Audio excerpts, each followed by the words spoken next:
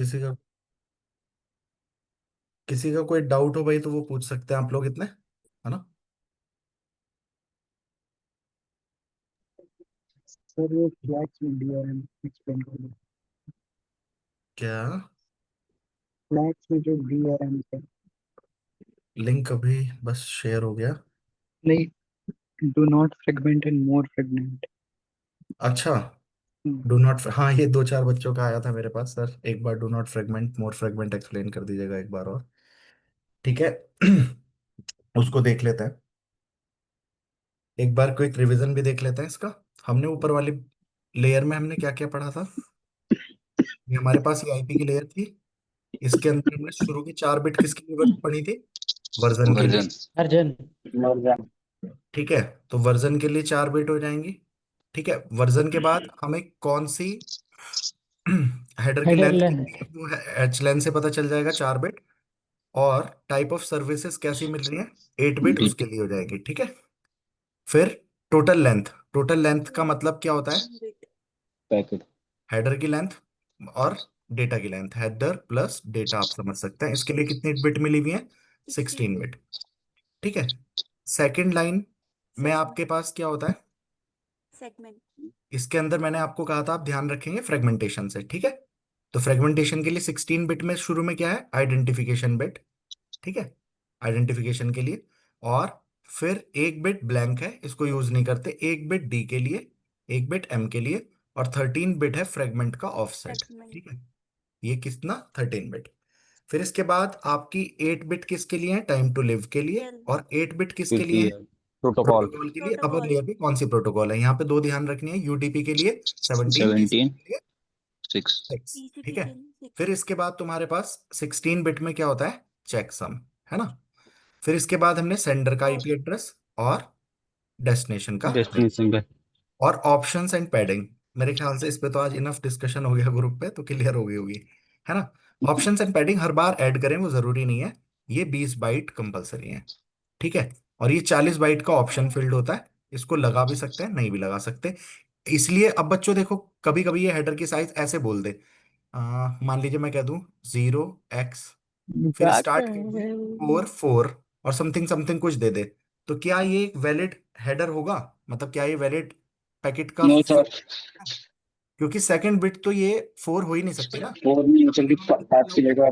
5 allowed है ना? क्योंकि मिनिमम 20 बाइट तो चाहिए ही चाहिए। ठीक है, क्लियर हो गया? ठीक। अब इसके ऊपर जैसे हमने क्वेश्चन किया था, उस क्वेश्चन को भी एक देख लेते हैं। मान लीजिए बच्चों मैं ऐसा दे दूं कुछ, मैंने दे दिया यहाँ पे 4 8। ठीक है। फिर दे दिया मैंने मान लो 0 0, फिर दे दिया मैंने 0 0 5 2, डॉट डॉट डॉट डॉट, ऐसा कुछ देके मैं आपसे ये दो क्वेश्चन पूछ लूं कि हेडर की लेंथ बताइए कितनी है, और टोटल साइज बताइए कितना है। फिर मुझे डेटा यानी पेलोड, पेलोड बोल सकते हैं, या डेटा बताओ उसका साइज कितना है। तो ये तीनों क्वेश्चन 15। अगर इससे मैं पूछूं तो बच्चों आप क्या कह सकते हैं बताइए? शुरू में क्या लिखा है? 4, ये 4 बता रहा है, वर्जन 4 है। तो अगली 8 बिट क्या बताती है? हमारी हेडर की लेंथ। आपको पता है सब किस में लिखा हुआ है? हेक्साडेसिमल में। तो मतलब 9 तक तो कोई फर्क ही नहीं है। 8 का मतलब क्या है? 8 ही है। यानी 8 का मतलब आपके पास 4 से हम मल्टीप्लाई कर ही लेते हैं, 32 बाइट का हेडर है। तो पहले का आंसर हो गया, बोलो। 32 बाइट। ये सबको मेरे ख्याल से क्लियर होगा, है ना? फिर सेकंड हमने पूछा टोटल साइज क्या है इस पैकेट का। पैकेट का साइज आपको पता है, ये टाइप ऑफ सर्विसेज के लिए 2 थी, और टोटल पैकेट साइज के लिए ये 4 है। 4 मतलब 16 बिट। एक एक किसके लिए? देखो बच्चों, इसको मैं ऐसे लिखता, मतलब ये 0 0 5 2 को 0 0 0 0 0 0 0 0 5 का मतलब 0 1 0 1, फिर 2 का मतलब 0 0 1 0। तो इतना लंबा नहीं लिखना ना, इसलिए वो हेक्साडेसिमल में रिप्रेजेंट कर रहे हैं। ठीक है। तो 0 0 5 2 को आप डेसिम एग्जाम से बाइन डेसिमल में कन्वर्ट करेंगे तो 52 को जब आप कन्वर्ट करेंगे बेस 16 को बेस 10 में, 50। तो क्या बन जाएगा? ये 16 की 96। पावर 0, 16 की पावर 1, 16 पंजे 80 प्लस 2, 82। 82। 82। ठीक है। तो सेकंड का आंसर कितना हो जाएगा आपका? सेकंड का आंसर हो जाएगा आपका 82 बाइट। टोटल पैकेट का साइज है। अब देखो, टोटल पैकेट के साइज में से 32 बाइट का तो हेडर ही है। आपने अंदर कितना सामान रखा है, यानी पेलोड कितना है उसके अंदर सिर्फ, तो आप 82 minus minus thirty header to कर देंगे, तो आपका आंसर कितना निकल के आ जाएगा? 50। 50 बाइट। ये 3 क्वेश्चन तो करने, सब कर लोगे कि नहीं, ये बताओ। Sir sir yes sir. है ना। आप ये टीटीएल का क्वेश्चन का आंसर कर देंगे, इट प्रिवेंट्स पैकेट लूपिंग, या ये पैकेट को नेटवर्क पे सर्कुलेट होने से बचाता है, ये भी सब कर लेंगे। ओके। सर एक डाउट था। पहले ये जो मैं पूछ रहा हूँ वो बता दो, फिर डाउट भी देखेंगे। यस सर, ये तो बताओ। टीटीएल वाला कर लेंगे, है ना। पोर्ट प्रोटोकॉल, अपर लेयर पे प्रोटोकॉल के लिए, टीसीपी के लिए क्या होता है, 6, और 6 यूडीपी के लिए क्या होता है, 17। 17। दोनों को ध्यान रख सकते हैं, है ना। ओके, सभी को क्लियर है भैया।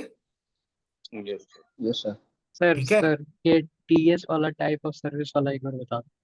अब बताओ भाई, आपका डाउट क्या है,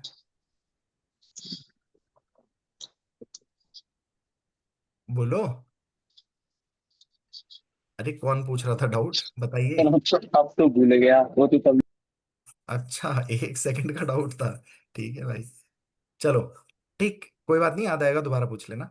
अब कुछ बच्चों का क्वेश्चन था, सर ये वाली लाइन एक्सप्लेन एक बार कर दीजिए। आइडेंटिफिकेशन बिट क्या है, मैंने आपको बताया था एप्लीकेशन लेयर से जो डेटा आता है वो किसी भी साइज का आता है ना। फिर हमने ट्रांसपोर्ट लेयर की रेस्पॉन्सिबिलिटी पढ़ी थी, क्या क्या रेस्पॉन्सिबिलिटीज पढ़ी थी।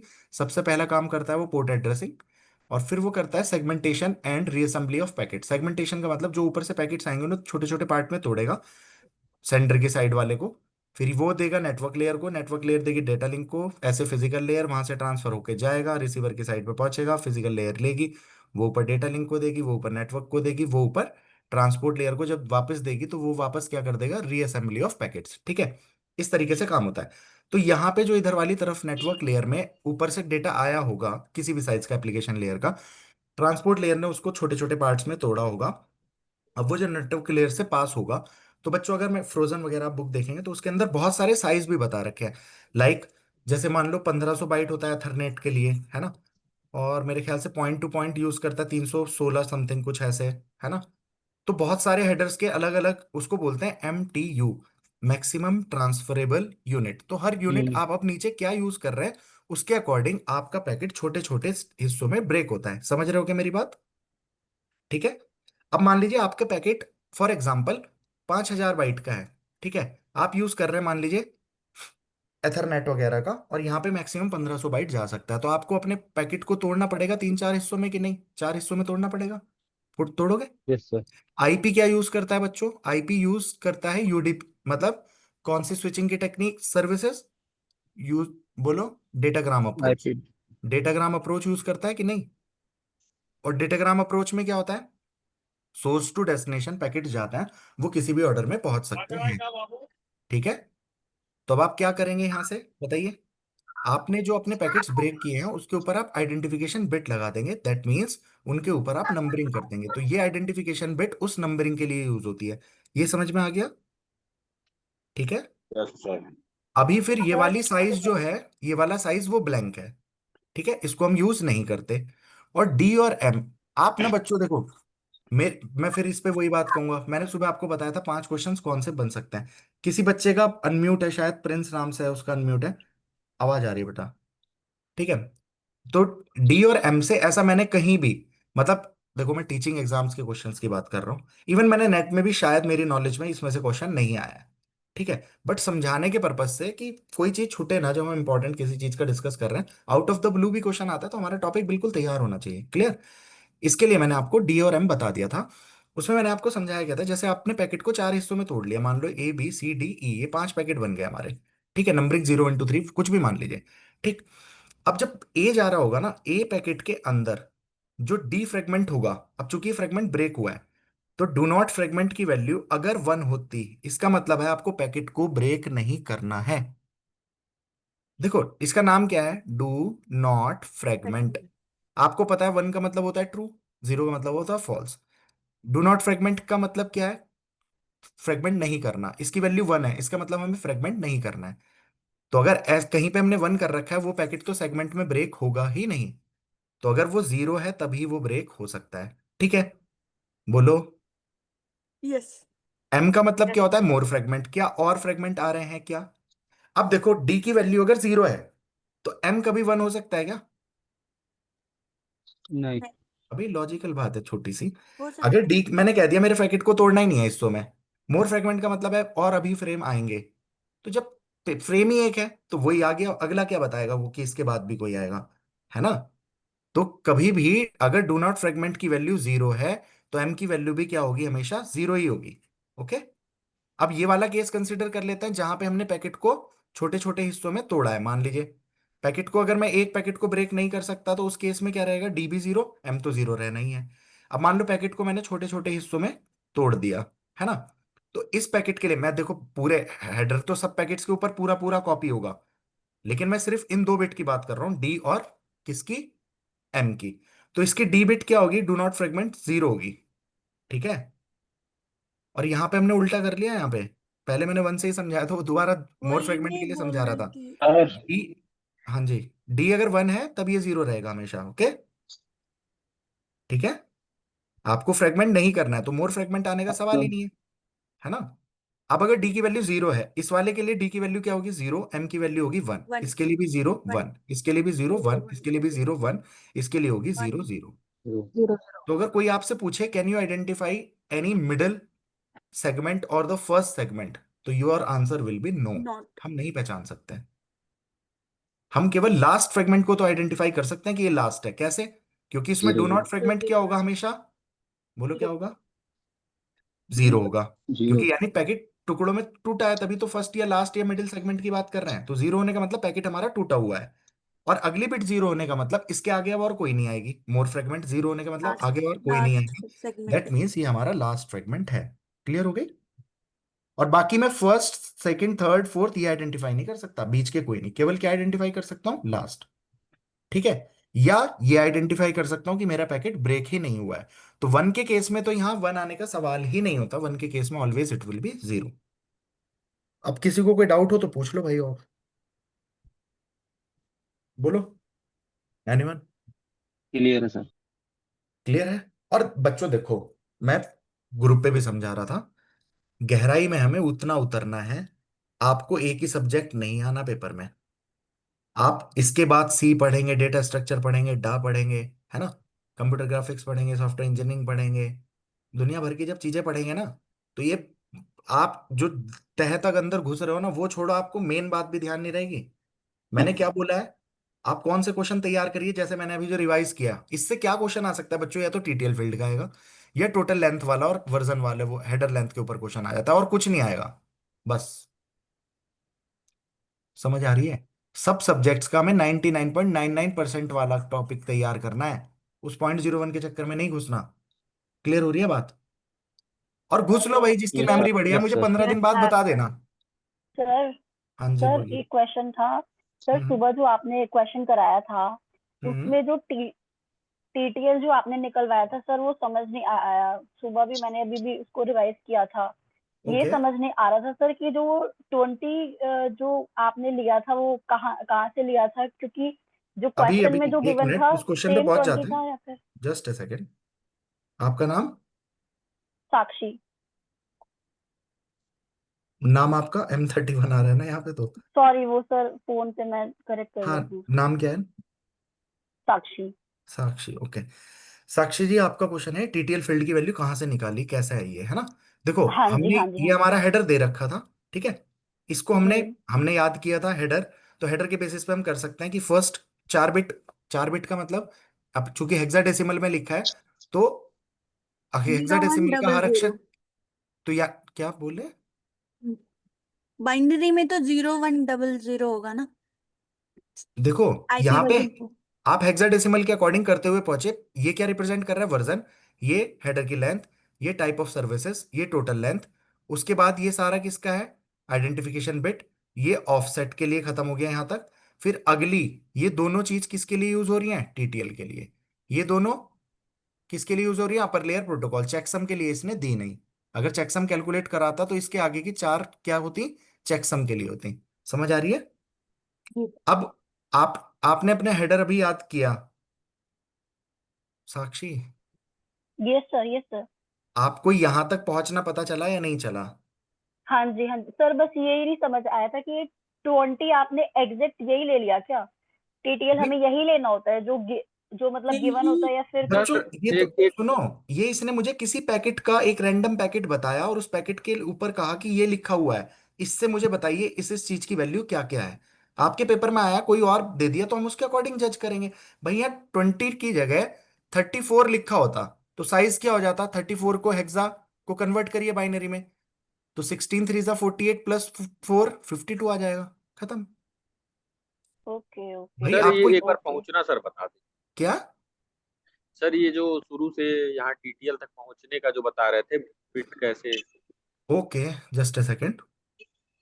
सर मतलब ना ये चीज हाँ हाँ क्लियर मैं, नहीं हो रही है कि जैसे हेडर का जो वो फर्स्ट वाला लेते हैं, ठीक है, लेकिन और जो बाकी के जो जैसे ये टीएल है, इसकी हम जो लेंथ ले रहे हैं वो 0 से लेके 4 तक ले रहे हैं, तो ये कैसे लेते हैं ये समझ में नहीं आता है। अभी समझ में आएगा, जो समझ में नहीं ये आएगा जो वो आराम से 4 बताना मुझे। 4 8 16 ये बताया हुआ है उसके अकॉर्डिंग ही ले रहे हैं ये भी। कोई बात नहीं, कोई बात नहीं, अभी 1 मिनट एक्सप्लेन करते हैं। बच्चों ये आपको देखना पड़ेगा, ये इस 4 का मतलब जो भी अक्षर लिखा है ना यहाँ, इट इज रिप्रेजेंटिंग 4 बिट। एक एक अक्षर को 4 बिट में, मतलब मैं 0 0 0 1 0 0 लिखता तो ये बहुत लंबा हो जाता, समझ रहे हो। तो इसने बिट्स को किस में लिख दिया, हेक्साडेसिमल में। अगर आपने थोड़ा भी नंबर सिस्टम पढ़ा है, नंबर सिस्टम पढ़ा है आपने, यस। हाँ सर, पहले पढ़ा बाइनरी था। हाँ डेसिमल सर पढ़े। हेक्साडेसिमल पता है ना। तो उसमें यस यस। ऑक्टल को 3 3 की पेयरिंग करते हैं, हेक्साडेसिमल को 4 4 की पेयरिंग करते हैं, है ना। 4 4 की। तो यानी 4 बिट का मतलब ये एक नंबर क्या रिप्रेजेंट कर रहा है, 4 बिट कर रहा है, क्लियर। बोलिए भाई। यस। तो आपके लिए अगर आप हेडर, मैंने अभी याद कराया था, वर्जन के लिए कितनी बिट होती है, 4। हेडर की लेंथ के लिए कितनी बिट होती है, 4। 4 फिर टाइप ऑफ सर्विसेज के लिए होती है 8 बिट। 8 फिर उसके बाद टोटल लेंथ के लिए कितनी बिट होती है, 16 बिट। 16 16। अब 4 का मतलब ये पहली बिट होगी, वर्जन समझ में आ रही 4। है। 4 बिट यहाँ पे, अब इस 4 की जगह में 0 1 0 0 लिखता तो एक ही बात है ना, इसने क्या लिख रखा है, डायरेक्ट 4 हेक्सा में लिख रखा है। ओके। इसलिए उसने यस ऊपर सर। यस। बताया है, देखो यहाँ पे बोला है क्वेश्चन में कि हेडर किस में गिवन है, हेक्साडेसिमल में गिवन है। ओके। अब 4 ये क्या हो गया, हेडर। ओके। ये 5 क्या रिप्रेजेंट कर रहा है, हेडर की लेंथ। ये अगली दोनों क्या रिप्रेजेंट कर रही है, टाइप ऑफ सर्विसेज।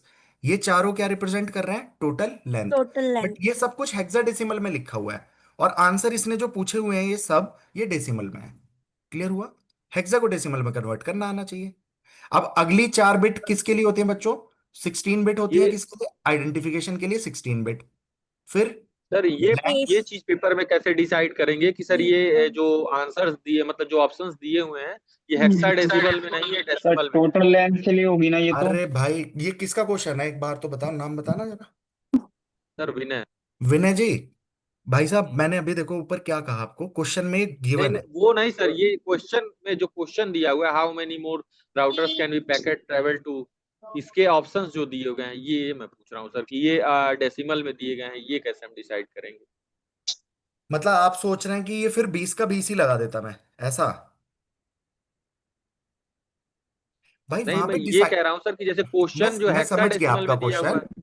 सुनिए मेरी बात, मैं आपका क्वेश्चन समझ गया कि वो ये पूछना चाह रहा है। अब आंसर आप हेक्सा में नहीं लिखेंगे ना, अगर वो आंसर हेक्सा में मांगता ना तो वो स्पेसिफिकली आपको बताता, समझ रहे हो। सर ये हेक्सा में यस सर। लिखने का उसका पर्पस इसलिए है, कंप्यूटर में हेक्सा में नहीं लिखा हुआ, जो पैकेट जा रहा है वो बाइनरी में लिखा हुआ है। लेकिन अगर मैं इसे बाइनरी में लिख दूं ना और ये इतना लंबा लिखा हुआ आएगा तो बच्चा क्वेश्चन ही नहीं अटेम्प्ट कर पाएगा, समझ रहे हो, वो घबरा जाएगा। इसलिए उसने शॉर्ट फॉर्म में रिप्रेजेंट कर दिया, समझ आई बात।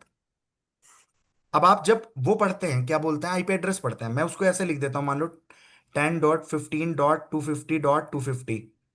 अब एक्चुअली तो उसको 32 बिट लिखनी चाहिए, बनाते रहो बाइनरी, लेकिन वो ह्यूमन रीड कर पाए आसानी से, तो वो उसको डॉटेड डेसिमल फॉर्म में लिख देते हैं। ठीक है। ऐसे ही इसके हेडर को उसने लिख के बता दिया हेक्सा में है, एक्चुअली में वो बाइनरी में ही है, लेकिन आंसर तो हमेशा डेसिमल में ही आएगा। अगर वो हेक्सा में पूछना चाहेगा तो आपको कहेगा कि give me answer in hexadecimal form, मगर ऐसा वो पूछेगा ही नहीं, क्योंकि आंसर हेक्सा में क्यों पूछेगा, तो उसे उसे तो एग्जैक्ट जानना है ना कितने बाइट लगी। Are you getting my point. Yes sir. भाई मेरे यस मेरी सर। बात सुन, यहाँ पे अगर मैं ये 4 बिट तेरी 00 FF जो थी, अगर मैं इसे FFFF लिख दूं तो इसका मतलब इतना डेटा जा रहा है क्या, इसका मतलब है 65,536 बाइट जा रही है डेटा की, जा रही है कि नहीं। हम्म। FFFF थोड़ी जा रहा है। डेटा का साइज कितना है, 65,536 बाइट। तो ये ह्यूमन रीड कर पाए इसलिए उसने किस में लिख दिया, हेक्सा में लिख दिया, दैट्स इट। इतनी सी बात है। वहां पे आंसर आपको जज नहीं करना कि ये आंसर किस में देना है, आंसर उसके सारे ही, आप नीचे देखते भी तो वो कभी मेंशन नहीं करेगा वो कि आप अगर हेक्सा कभी पूछेगा भी नहीं, और कभी पूछेगा ही नहीं, और पूछेगा तो फिर वो बताएगा कि भाई आंसर हेक्सा में बताओ, खत्म। नहीं समझे बात आप? सर एक और क्वेश्चन पूछना है हम्म। सर। थोड़ा सा सॉरी आपको वो फील होगा, बट सर मुझे एक चीज और क्लियर नहीं हो पा रही है। जैसे हम्म। हमने हेडर में लिया खाली हम्म। 4 को लिया पहले, जो सॉरी ये वर्जन है सारे, ठीक है। हम्म। फिर उसके हम्म। बाद हमने हेडर में सर ले लिया 5 को, बट बेटा टीओएफ जो है हमारा, वो साक्षी जी, आपने दो दो जीरो क्यों साक्षी ले जी ली? सुनिए तो, मैंने नहीं लिया है हाँ जी। ये, उन्होंने कोई पैकेट है, उन्होंने क्वेश्चन बनाया, क्वेश्चन बना के ये दिया, ठीक है। अब हम्म। उन्होंने बच्चों से जो क्वेश्चन पूछना था, अब मान लो आप कह रहे इसे 0 0 के ले लिया, मैं कह रहा हूँ 8 8 ले ले, मगर उसने जब पूछना ही नहीं टाइप ऑफ सर्विसेज, तो आपको क्यों टेंशन लेनी है? उसने जो पूछना था उसके लिए वैलिड बिट दी। अब देखो एक बात बताओ, उसने ये सारे जीरो रख दिए, ये सारे, तो आपको निकालना ही नहीं ना आइडेंटिफिकेशन बिट क्या है, ऑफसेट का एड्रेस क्या है, जो उसने पूछा। और ऐसा नहीं है ऑफसेट से क्वेश्चन नहीं आता, गेट में ऑफसेट से भी क्वेश्चन आता है, but that is out of your scope, तो इसलिए नहीं करा रहा हूं मैं। समझ आई आपकी बात? हम्म। तो हम्म। क्वेश्चन में मान लो उसको पूछना क्या था, उसको ये जानना था। देखो नेट में आपको क्वेश्चन जो अटेम्प्ट करने हैं 2 घंटे में आपको 100 क्वेश्चन करने हैं, है ना? गेट में आपको तीन हम्म। घंटे में 55 क्वेश्चन करने हैं। तो वहां पे साइज में डिफरेंस है, ठीक है। वहां पे 55 टेक्निकल हम्म। आते हैं, 10 नॉन टेक्निकल आते हैं इंग्लिश वगैरह के और उसके। तो यहाँ पे 2 घंटे में 200 कर रहे हैं, तो वो डेप्थ वाला क्वेश्चन ज्यादा देगा नहीं ना। अब देखो 0 6, जिस बच्चे ने तमीज से प्रोटोकॉल पढ़ी होगी तो उसको पता होगा अपर लेयर की कुछ फिक्स प्रोटोकॉल है। अब देखो एक मेरी बात सुनो, पोर्ट एड्रेसेस है, आप कोई बताएगा मुझे 80 पोर्ट एड्रेस किसका होता है? Sir HTTP HTTP HTTP HTTP का है। 92 किसका होता है? कोई नहीं बता सकता, क्योंकि किसी इंपॉर्टेंट प्रोटोकॉल का है ही नहीं। मैं पूछ लूं 119 किसका होता है? कोई नहीं बता सकता। मैं पूछ लूं 132 किसका है? कोई नहीं बता सकता। मैं पूछूं 110 किसका है? शायद बहुत बता दें, बताओ किसका है? हाँ, किसका है 110? सर पता टीपी। टॉप का शायद। बॉब का होता है, यस। देखा, मैंने जैसे कहा ना। पॉप अब ये क्यों नहीं बता सकते आप? अबे हैं तो ये भी, लेकिन बता आप इसलिए नहीं सकते बच्चों इसको, क्योंकि ये किसी स्पेसिफिक प्रोटोकॉल के नहीं है, होंगे तो ये जरूर किसी ना किसी को खुला है। असाइंड, लेकिन आपके स्कोप से बाहर है। बात खत्म, समझे? तो पेपर में वो पूछेगा ओके। जो उसको पूछना है वहां पे, ठीक है। तो आपको ठीक है, इंपॉर्टेंट, अब ठीक। देखो यहाँ पे 0 6 है, ऐसा तो नहीं है, अपर लेयर की और भी प्रोटोकॉल्स होती होंगी, बीच की भी यूज होती होंगी। मैंने आपको आईसीएमपी, आईजीएमपी, एफटीपी, और मैंने क्या बताया, जो मान लो फ्रोजन में लगभग ये दे रखे हैं, और बुक बनाने वाले, क्वेश्चन पेपर बनाने वाले भी स्टैंडर्ड बुक से रेफर करते हैं। तो ठीक है, उसने डायरेक्ट 0 6 पूछ लिया कि बच्चे ने पढ़ रखा है कि नहीं, सही से पढ़ा है कि नहीं, बस। क्लियर हुआ नहीं? Yes, yes. ये ओके सर। उसने जो यहाँ पे दिया है ना 0 6, अब इसको उसमें बच्चों को कैलकुलेट नहीं करना पड़ता। देखो यहाँ पे ये क्वेश्चन क्यों था, कि जिसको एक तो हेडर पढ़ना आता हो, कि बच्चा हमारा हेडर सिर्फ रट के ना गया हो कि इसमें ये होता है, उसे पता भी हो, वो उससे इसको निकाल के देख भी पाए कि वो इससे पहुंच भी पा रहा है क्वेश्चन की जड़ तक कि नहीं।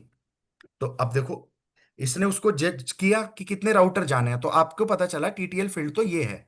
अब टीटीएल फील्ड में 20 होने का मतलब, अब देखो अगर ये 20 दे देता ना, तो बहुत बच्चे गलत भी कर सकते थे। वो तो किस्मत बढ़िया है 20 नहीं दिया उसने, ठीक है। लेकिन आपको पता है यहाँ पे, भाई 20 याद तो यार बच्चों वो उसके ऐसे लिखता, 00100000, है ना? ऐसे लिखता वो, लिखता कि नहीं? हेलो। यस। अब अगर इसकी बाइनरी यस देखोगे, 1 2 4 8 16 32 32 ही है ना यार ये।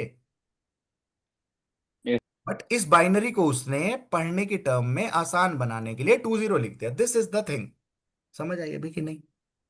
जिससे बच्चे को इतना लंबा मैं लिख के दूंगा तो बच्चा भी कंफ्यूज ना हो जाए, इसलिए उसने हेक्सा में लिख दिया, और अलग से बताया भी कि हमने हेडर को हेक्सा में रिप्रेजेंट किया है, तो प्लीज रीड अकॉर्डिंगली, ओके। और साक्षी जी, आपको क्वेश्चन है कि भाई इसने ऐसा क्यों दे दिया है, 0 0 क्यों दे दिए? भाई उसका मानिए 5 की जगह अगर 10 दे देता तो हम 10 के अकॉर्डिंग सॉल्व करते, क्या दिक्कत आ रही है? नहीं भैया, इनका क्वेश्चन है कि आपने यहाँ पे 0 0 क्यों लिया। एक्चुअली वो हाँ 8 मतलब दो को जीरो के ले रिप्रेजेंट लिया ये करने के पूछ रहे हैं लिए, हाँ सर उसका बराबर क्वेश्चन ये रहा कि 8 8 बे बिट्स को हाँ, रिप्रेजेंट चार करने चार के लिए वेट आपने मतलब 0 0 सिलेक्ट किए ना। उनका क्वेश्चन क्वेश्चन है उसका कि ये आपने हो यहाँ रहा है 0 0 अरे क्यों एक लिया। जना कि तो बताओ, रुको तो। कि हाँ उसका जी। क्वेश्चन सर ये हो रहा है कि वर्जन में आपने एक सेलेक्ट किया केवल 4, फिर हम्म। आपने हेडर में भी एक के 5 को लिया, अब आपने 2 0 कैसे ले लिया? उसका क्वेश्चन यस ये है सर। बेसिकली, मुझे यस ऐसा सर, लग रहा यही है। यही क्वेश्चन है, यही तो सर, यही तो सर साक्षी क्वेश्चन जी, उसको अब मैंने बेसिकली ये देखो, पूछ जी सुनो सुनो मेरी बात सुनो तो। 8 बिट्स हैं। अब एक अगर मैं इसको 10 बार यहाँ पे लिख भी दूं, कि वर्जन के लिए 4 बिट लगेंगे। बताओ अभी शुरू की क्लास से कितनी बार हम लिख चुके हैं 4 बिट का मतलब। मैंने शुरू में एक्सप्लेन भी किया, ये 4 बिट का मतलब एक है। आप रिकॉर्डिंग होगी ना उसको देखना, मैं कम से कम 4 बार जो चीज एक्सप्लेन कर चुका। अब मुझे तो नहीं लग रहा ना कि बच्चा वही क्वेश्चन पूछ रहा है। ठीक है। यस अब हेडर की लेंथ के लिए 4 बिट है। अब टाइप ऑफ सर्विसेज के लिए बेटा 8 बिट है। तो दो 8 बिट का डिजिट। मतलब दो लगेंगे कि नहीं लगेंगे? ओके, ठीक है। अच्छा, यस आगे अब यस। इसके लिए कितनी है बेटा? 16 बिट है। 16 बिट होने का 8। मतलब फोर ये डिजिट। एक इसमें गई, एक इसमें, दो इसमें, ये 4 लगेंगी इसमें। फिर अगले के लिए भी 16 बिट थी आइडेंटिफिकेशन के लिए, तो 4 हो गई ये आइडेंटिफिकेशन बिट। और ओके अगली 13 + 3 मिला के भी 16 है। ये चारों किस में चली गई तुम्हारी? फ्रेगमेंट, ऑफसेट और डी और एम में। ठीक है। फिर ओके टीटीएल फील्ड के लिए सिर्फ 8 फील्ड है, तो 8 का मतलब 2 ब्लॉक। फिर उसके बाद ओके सर, प्रोटोकॉल, प्रोटोकॉल के लिए भी 8 बिट है तो दो। अगर 2 चेकसम ब्लॉक होता है। तो उसके लिए आगे की 4 लेता। क्लियर हुई? Yes sir, yes sir, yes sir, और क्लियर है, अब चेकसम क्लियर। निकालना भी बड़ी बात नहीं है। मैं मान लो इसके लिए एक छठा क्वेश्चन ये बना देता, चेकसम क्या है। चेकसम कितने बिट का होता है? 16 बिट का। 16। 16। यानी अब आप इनको 4 4 के पेयर में ऐसे लिख लो। ठीक है चलो एक बिट ब्लैंक वाली भी होगी क्या इसमें? भाई, देख पूरा लिखेगा ना 16 ब्लैंक बिट। वाला ब्लैंक से भी उसे, तो ब्लैंक का सेम मतलब यही जीरो है है। ना। जो चीज ब्लैंक अच्छा है, वो जो ऐसे ब्लैंक लिखा हुआ ब्लैंक थोड़ी है, उसका मतलब जीरो है, बस इतना है। वो बिग अच्छा। ब्लैंक होने का मतलब दैट इज नॉट यूजफुल, उसे टीसीपी कुछ कंसिडर नहीं करता, that will always be zero. ठीक है। Okay okay. अब ये कितना है? ये आ गया। ठीक है। अब ये जोड़ के आप जो निकल के आएगा, 6 3 9 और 3 4, 13, 5 और 1 6, और ये आ गया 5 4 और 2 6। ये आपके आगे लिखा हुआ होता। ठीक है। बस ये आपका चेकसम है। समझ आती है? अब चेकसम क्यों लगा होता है? कुछ चेंज ना हो जाए। अब चेंज होके मान लो ये बिट करप्ट होके 2 बन जाए, तो चेकसम की वैल्यू क्या 6563 रहेगी। वो इससे चेक करेगा, वो कहेगा कहीं ना कहीं हेडर में गलती है। वो हेड पैकेट को क्या कर देगा? डिस्कार्ड। और आईसीएमपी एक मैसेज भेज देगा, पैरामीटर प्रॉब्लम। समझ आई? और अगर ये स्पेस वाली जो वैल्यू है, जैसे 0003 है, उसमें अगर स्पेस की जगह 1 आ गया तो भी गलत हो जाएगा। बेटा कुछ भी आएगा वो गलत हो जाएगा। ओके। और वो 1 आने का मतलब देखो यहाँ, अरे यार मेरी बात सुनो, ये एक जीरो का मतलब जीरो नहीं है, ये 4 जीरो है। हम्म। है ना? हाँ जी।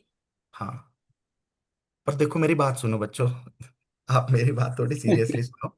मैंने आपको ये कहा है, ऐसे अगर हम करते रहेंगे पीएचडी हो जाएगी इसी में। देखो आप बात समझिए। आपको मैंने सबसे शुरू में, आप इस क्लास की रिकॉर्डिंग जरूर देखना, आपको खुद पे भी हंसी आएगी। हमने क्या कहा? आपको टोटल फील्ड समझ आती है यस। ना? टोटल साइज निकालना समझ आता है। यस। हेडर का लेंथ निकालना समझ आता है, शुरू की 2 मिनट में जो हो गया था। TTL yes. फील्ड समझ आती है। बात हो गई खत्म। क्वेश्चन आएगा 99.99% यहीं से आएगा। बाद में जब पेपर आएगा ना, आप रिकॉर्डिंग्स देख लेना। कराने को मैं आपको 2 दिन में नेटवर्क करा दूं, और 99% उसमें से ही आ जाएगा। कल पंकज का ये डाउट था ना, मैं, आप 20 दिन पढ़ लो, उसमें से 80% से ज्यादा क्वेश्चन आ जाएंगे। और बता। बट जब बच्चा पढ़ता है ना, ये सबके साथ होता है, पता है डिटेल पढ़ाने में होता क्या है, कि बच्चे का जो इंटरेक्टिव क्लास होते हैं ना, उसमें देखो क्लास में तो तभी मजा आता है कि हर बच्चे के क्वेश्चन आ रहे हैं ना, तो औरों के भी डाउट क्लियर कर रहे हैं वो, है ना? और क्लास इंटरेक्टिव होगी तो सबको पढ़ने में मजा आता है ना? या लेकिन हमें थोड़ी सी चीजें ध्यान रखनी है। अब जैसे ये क्वेश्चन था, अगर हम ये दिन में, मैंने आपसे जब फर्स्ट डे क्लास शुरू हुई थी मैंने कहा था आपको शाम तक का वेट नहीं करना है, डाल देना है। फिर भी स्टिल किसी का डाउट हो तो ठीक है, फिर शाम को हम आते के साथ मैंने देखो डिस्कस किया, एक दो ने मेरे को डाला था, अभी डाला 5:30 पौने 6 बजे, तो फिर ठीक है क्लास में डिस्कस कर लेंगे, अब इस पे क्या बताऊं, है ना? बट आप पूरा दिन था, आप डिस्कस करते आराम से, ग्रुप पे डालते, मैं कुछ बना के भेज देता, हो गया था। तो हमारा टाइम बच जाएगा। फिर ये लगेगा ये होएगा ही नहीं ना ऐसे तो। क्लियर हो गई? तो आप क्वेश्चंस पूछिए। दिन भर जो ग्रुप खाली रहता है उस पे इधर उधर की बात आ रही है, तो उससे बढ़िया है कि आप उस टाइम पे यूटिलाइज करिए, पढ़िए तभी के तभी और डालिए। और दूसरा, मैंने जो वो 6 पॉइंट आज लिखे हैं ना, उसको प्लीज समझिए, मेरी बात मैं कई बार बता चुका। अब जो ये क्वेश्चंस, पता नहीं भाई वो क्या क्या क्वेश्चन चल रहे हैं वहां पे, आपका टाइम खराब हो रहा है, सबका टाइम खराब हो रहा है। समझ रहे हो? मान लो मैंने कहा ये चीज इंपॉर्टेंट है, आप उसके क्वेश्चंस बनाओ, उससे पढ़ो। शोभित और ये जो भी बना रहे थे, समझ रहे हो आप मेरी बात? सर। सर वो क्वेश्चंस हाँ देख जी के तो सर। डर भी लग गया सर कि पता भाई नहीं क्लियर भी होगा डाउन या हो नहीं। गया सर पूरा कि क्या पढ़ा था क्या पूरा निकल आए। मोटिवेशन, अरे भाई मैं, ये देखो मेरी क्योंकि बात, कुछ क्लियर ही नहीं हो रहा था कि क्या आंसर कैसे आ रहा है, वो क्वेश्चंस देखो दो इतने चीजें, खतरनाक। मेन काम है मोटिवेशन का, है ना? मैं ऐसा नहीं है आपको बहुत कुछ रॉकेट साइंस पढ़ा दूंगा। लेकिन मैंने आपको शुरू में कहा था, अपनी इंट्रोडक्टरी क्लास में भी कहा था आज से 20 दिन पहले, कि क्या पढ़ना है ऐसे ज्यादा इंपॉर्टेंट है, क्या नहीं पढ़ना है। मैंने अपने हर बैच में हर बच्चे से लगभग ये पूरा टाइम, लगभग शुरू के 10 दिन तो इस चीज को समझाने में लग जाता है, तब भी बच्चे मानते नहीं, आप यकीन करो। और ये 2 महीने बाद मैं इनका दिखा दूंगा आपको, अगर बैच में हम सब कंटिन्यू रहे तो आप देखना। ये अगर मैं क्वेश्चन पूछूंगा ना, मैं इनसे पूछूंगा टीटीएल फील्ड क्या है, कितनी बिट लग रही थी, आंसर नहीं आएगा। ये यूं पूछेंगे टीटीएल फील्ड किसमें, कौन सा सब्जेक्ट, टॉपिक, वहां तक नहीं पहुंच पाएंगे। और अभी ये सोच रहे हैं कि इसमें हम जादू कर दें। भाई जरूरी नहीं है दोस्त, ठीक है। मतलब मेरा मेन पर्पस देखो, आप अगर मेंटोरशिप में मान रहे हैं तो मेरा 80% रोल ये है, आपको ये बचाना क्या क्या नहीं पढ़ना है, समझ रहे हो आप। बस उससे सर क्या होगा, आपका क्वेश्चन 80% टाइम बच गया। वो 80% टाइम आपको उस 20% टॉपिक पे लगाना है, और यकीन मानो अंडर 100 आओगे गारंटेड, समझ गए। जो क्वेश्चन आते हैं उसे 10 बार पढ़ोगे। कॉन्फिडेंस इसे ही तो कहते हैं भाई, मैं कह रहा हूं।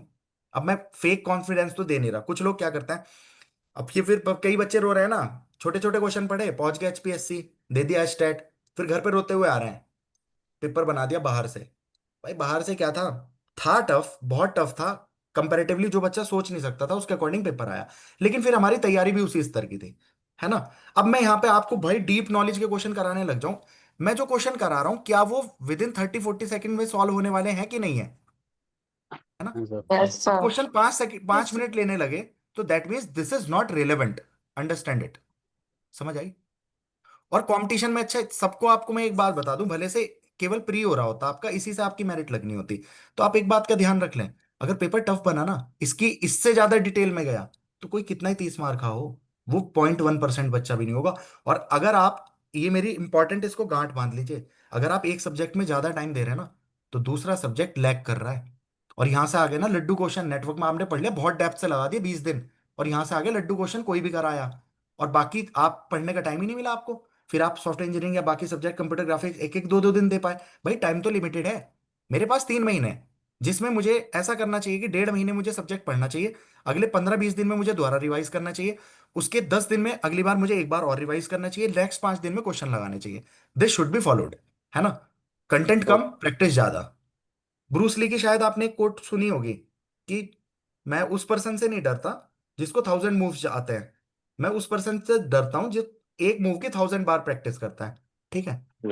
तो कहानी इतनी सी है, आप 500 क्वेश्चन मत याद करो, आप जो 50 कर रहे हैं ना उन्हें तमीज से कर लो बस। बच्चों कभी कभी ना जब हम समझते हैं ना, मतलब मेरे साथ होता है, ये हर बैच में होता है लगभग, जब हम डिटेल में समझाते हैं बच्चों को मजा आता है, बच्चा डिटेल में समझता है। फिर देखो दिमाग सबके पास है, हम ह्यूमन कैटेगरी से बिलोंग कर रहे हैं, हर किसी के पास होता है, बस उसको जागृत नहीं किया जाता। क्लास में जाते हैं, टीचर अलाउ नहीं करता पूछना, खीखी करते हैं, वापस आ जाते हैं, इंटरेक्टिव होता नहीं, समझ में आना बंद हो जाता है 2-4 दिन बाद। ज्यादा इंटरेक्टिवनेस से दिक्कत क्या होती है, क्लास में तो बढ़िया, जब मुझे 6 महीने में सब्जेक्ट पढ़ाना हो ठीक है, हम बहुत स्वाद लेके पढ़ते हैं, लेकिन अभी बात 6 महीने में पढ़ाने की नहीं है, 6 दिन में पढ़ाने की है, ठीक है। इंटरेक्टिव रखना है, लेकिन आप जो मैं कह रहा हूं ना बस वहां तक लिमिटेड रहो। इसे मैं इस भलाई के बुराई के लिए नहीं कर रहा, मैं इसमें भी आपका 2 दिन और लगा सकता हूं, लेकिन वो लगा के फायदा है क्या, नहीं है, बस अब ये सोचना है, समझे आप। बिल्कुल। और यही आपको पढ़ते हुए सर करना, घर पे आप 20 घंटे में 15 घंटे में कर क्या रहे हैं। अगर आप वो मेरी बात सुन के नहीं कर रहे तो मैं शर्त लगा के कह सकता हूं, कितने की लगा लीजिए, आप 1 महीने बाद इनकी मेन बातें भी याद रख पाए ना, तो यू आर द विनर। अभी यस 3 महीने सर। एचपीएससी में जो पढ़ा ना, 2 महीने बच्चों ने प्री के लिए पूरा पढ़ा था, 1 महीने जब इसमें याद करा ना, कंटेंट जब बना रहे हैं ना दुनिया भर का लिख रहे हैं, बाद में उनसे हेडिंग याद नहीं रह पाई, लास्ट दिन तक 2 दिन पहले हवा टाइट हो गई थी, समझ पा रहे हो मेरी बात। और मैं शुरू से कह रहा यस था मान जाओ, और डेप्थ नहीं, और डेप्थ नहीं, सर ये वाला भी कर लेंगे, सर आ सकता है, सर ये भी पढ़ लें क्या, पढ़ लो, ठीक है। तो आप समझिए मेरी बात, उसके अकॉर्डिंग चलो, ठीक है। जो मैंने 6 पॉइंट यस सर। बताए उसको अपने मतलब बांध लीजिए बिल्कुल दिमाग पे। कुछ से के अलावा कुछ नहीं हाँ, बट देखो मैं ये आप देखो याद मैं आपको क्या करा के चल रहा हूं, जब मैं दोबारा रिवाइज करा, मैं आपको ये कह रहा हूं, जो मैं ऑडियो कैप्सूल भेज रहा हूं ना, बाद में आप चाहे क्लास भी ना देख के उसे 10 बार सुनो, याद करो। मैं पूछूं वो आप कंठस्थ सुना दो, ऐसे का ऐसा, सिलेक्शन ना हुआ बात बता देना। आप पेपर तो उठाओ, उसके बाद कोई अपना वो सब्जेक्ट खत्म करो, और मैं कह रहा हूँ रिकॉर्डिंग रिकॉर्डिंग सुन लो, बाकी छोड़ो क्लास भी, आपने सुन ली उसके बाद देखना हो रहा है कि नहीं। लेकिन उस रिकॉर्डिंग का फायदा तब है, तब वो बात आपके दिमाग में सेटल हो रही है जब आपने एटलीस्ट एक बार तो क्लास देखी। समझ आई?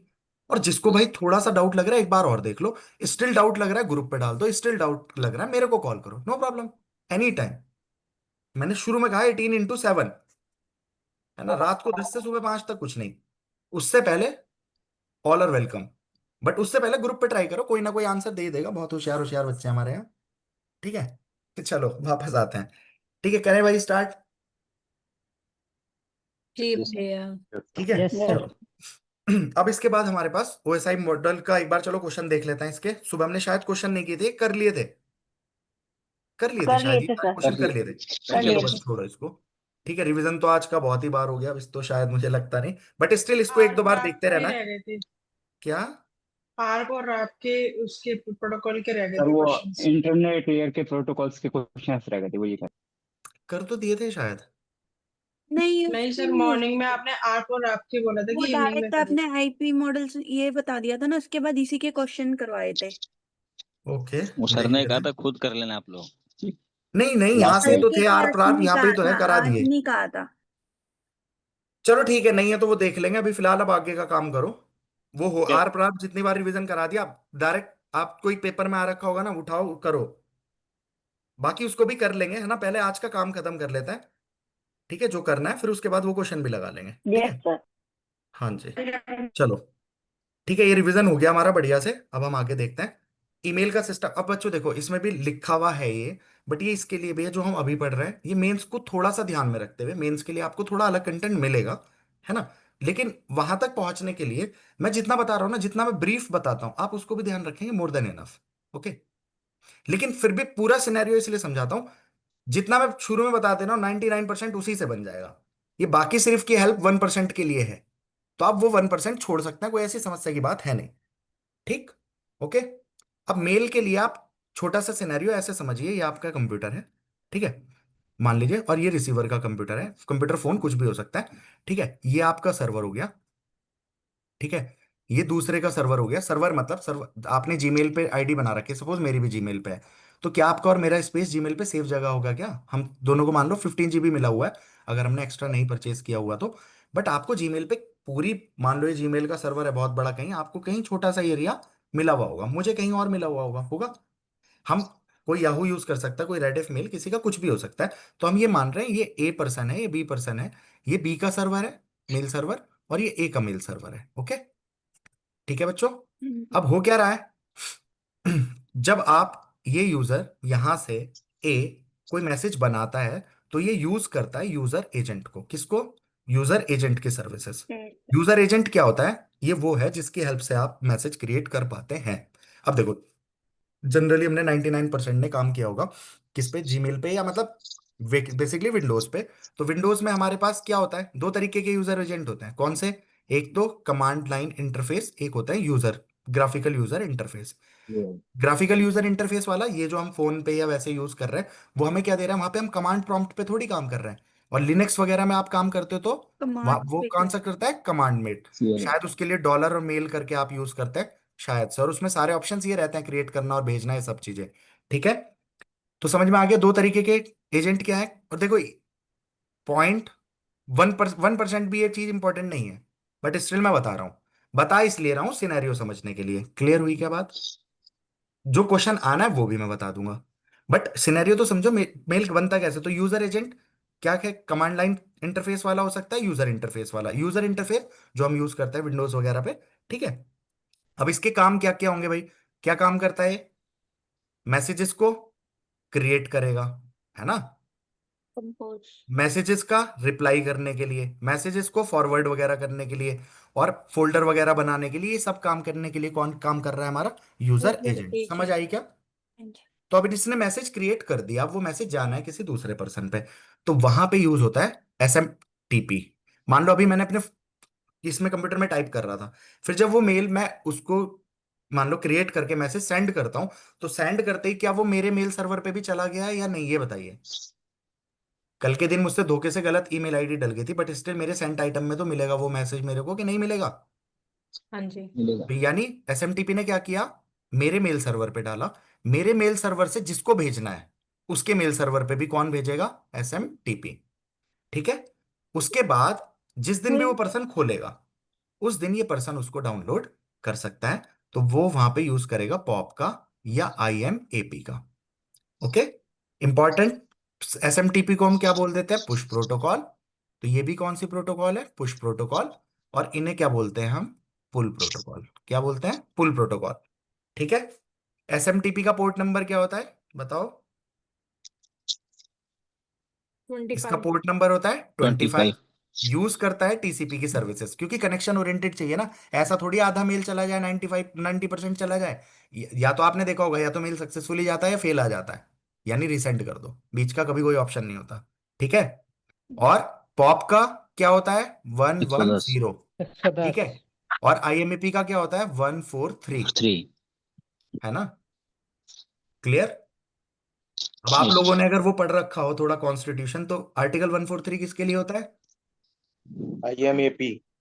अबे आर्टिकल 143 कॉन्स्टिट्यूशन में, IMAP क्या है? आपने आर्टिकल पढ़े हैं? नहीं। चलो छोड़ो, कहाँ पहुंच रहे हैं इसमें वहां से। बट ये दोनों नहीं। इंपॉर्टेंट है, ये मनी बिल के लिए होता है, तो वेरी इंपॉर्टेंट है। और ये है कि आपका जो मतलब प्रेसिडेंट किससे? मंजूर सुप्रीम नहीं कर कोर्ट के सकते। चीफ जस्टिस ऑफ इंडिया से सजेशन ले सकता है, for that article 143 is used. ठीक है। तो ये दोनों आर्टिकल वहां पे इंपॉर्टेंट होता है। अब वहां पे भी अब आर्टिकल तो कितने हैं? बहुत सारे हैं, 395 से ऊपर थे, अब अमेंडमेंट हो के और ज्यादा हो गए। सारे थोड़ी याद करने होता है, कुछ इंपॉर्टेंट करने होता है। लॉजिकली समझोगे जीवन में कभी नहीं भूलोगे। हमने पता नहीं कब पढ़ा था, आज तक ध्यान है। ठीक है। जब कॉम्पिटेटिव प्रिपरेशन कर रहे हैं हमें, ठीक है, अरे यार उसमें ये भी आ रहा है तो ये भी पढ़ा, तो ठीक है, यहां से रिलेट कर लिया उसको। समझ आ रही है? हम्म। चलो छोड़ो खैर उस बात को। आर्टिकल ये, अब अगर मैं बात करूं तो ये जो क्वेश्चन मैंने यहाँ पे लिखे हैं ना, ये 4-5 क्वेश्चन ही इंपॉर्टेंट है, बाकी सब ज्ञान की बातें हैं। समझ आई?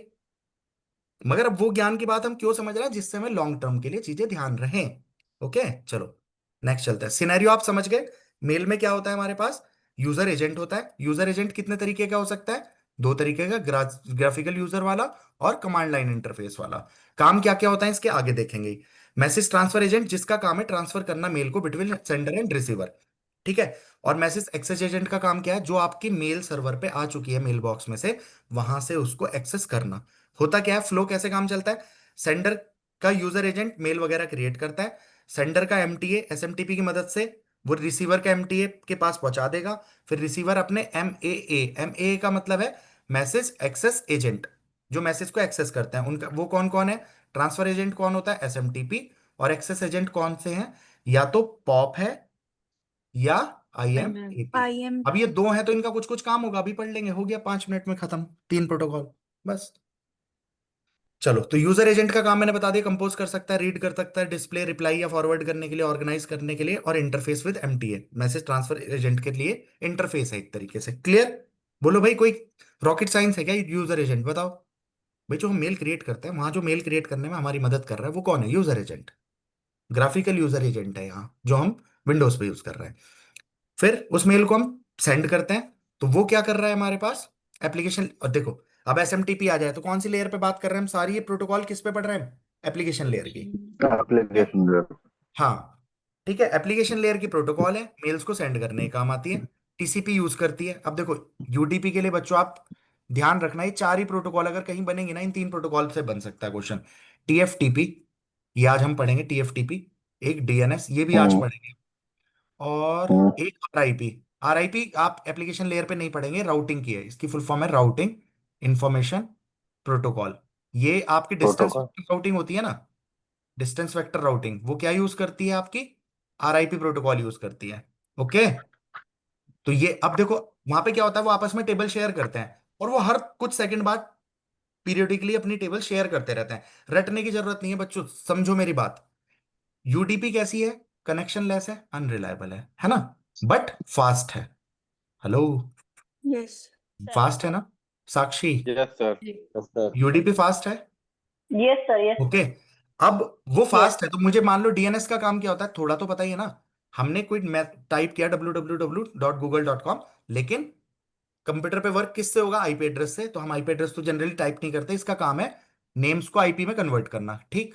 अब वो मुझे जितनी फास्ट मिले उतना बढ़िया है ना। भाई नहीं मिला, साइट नहीं खुली, गलत हो गया, रिफ्रेश कर लेंगे, दोबारा आ जाएगा, क्या दिक्कत आ रही है? समझ आई?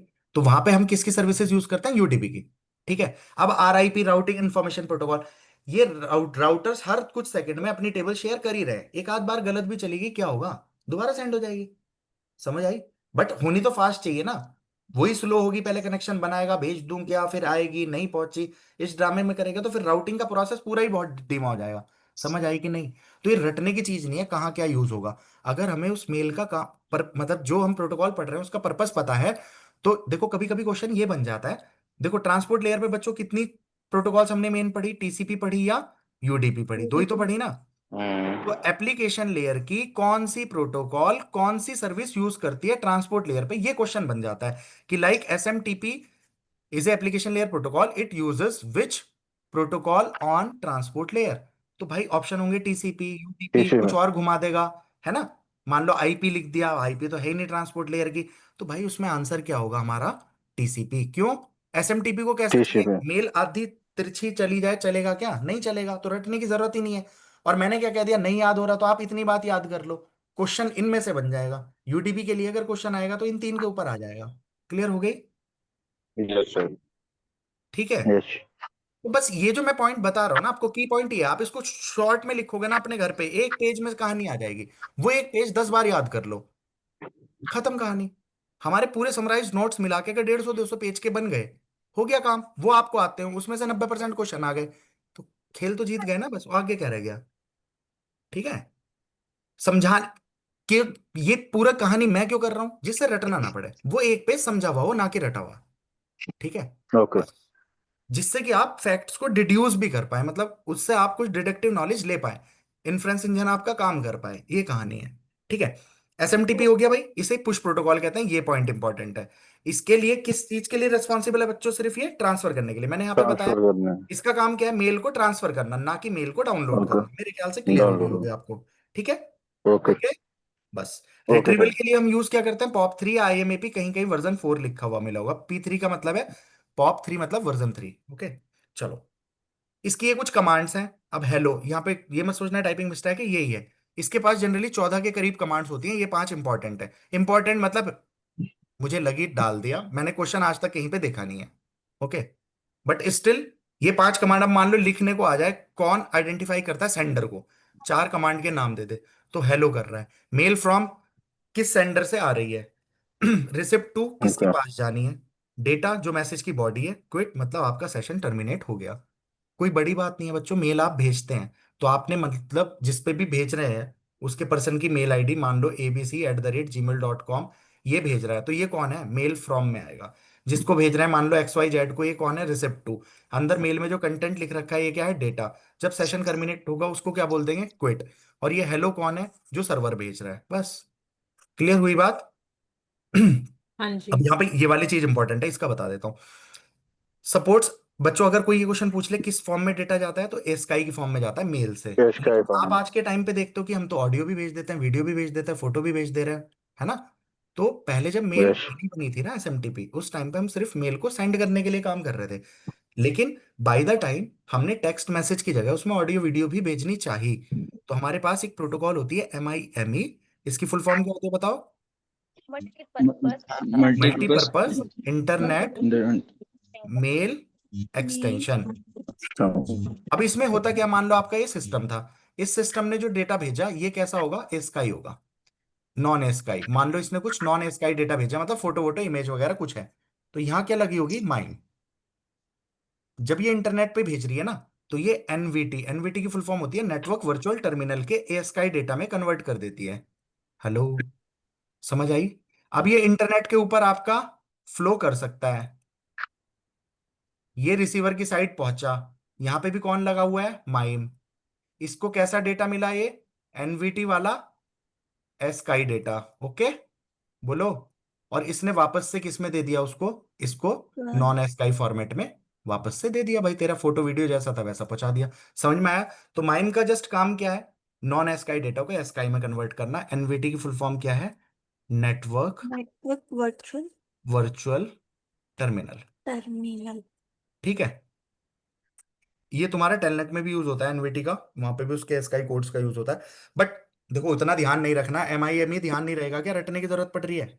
MIME का काम क्या है, ये नॉन हम स्काई चूंकि को। नॉन एस्काई डेटा भी भेजने लगे अब, तो MIME उसको कन्वर्ट कर देती है ASCII डेटा में एनवीटी वाले, और फिर वो इंटरनेट के ऊपर सेंड हो सकता है। फिर रिसीवर पे अगेन MIME उसको कन्वर्ट कर देती है। ठीक है, ओके। बच्चों बोलो बच्चों। Yes yes sir. सर। फिर इसके बाद आया हमारे मैसेज एक्सेस एजेंट। अब ये दो हैं तो दोनों का कुछ ना कुछ काम तो अलग होगा। अब मेल हमारे सर्वर पे आ गई, है ना। मेल हमारे, अब मैं आज खोलूं 10 दिन बाद खोलूं, कभी भी खोल सकता हूं ना। ठीक है। तो जिस दिन मैं खोलूंगा अपने मेल सर्वर से, जब मैं डाउनलोड कर रहा हूं, पहले होता क्या था बच्चों, पहले पॉप आई थी।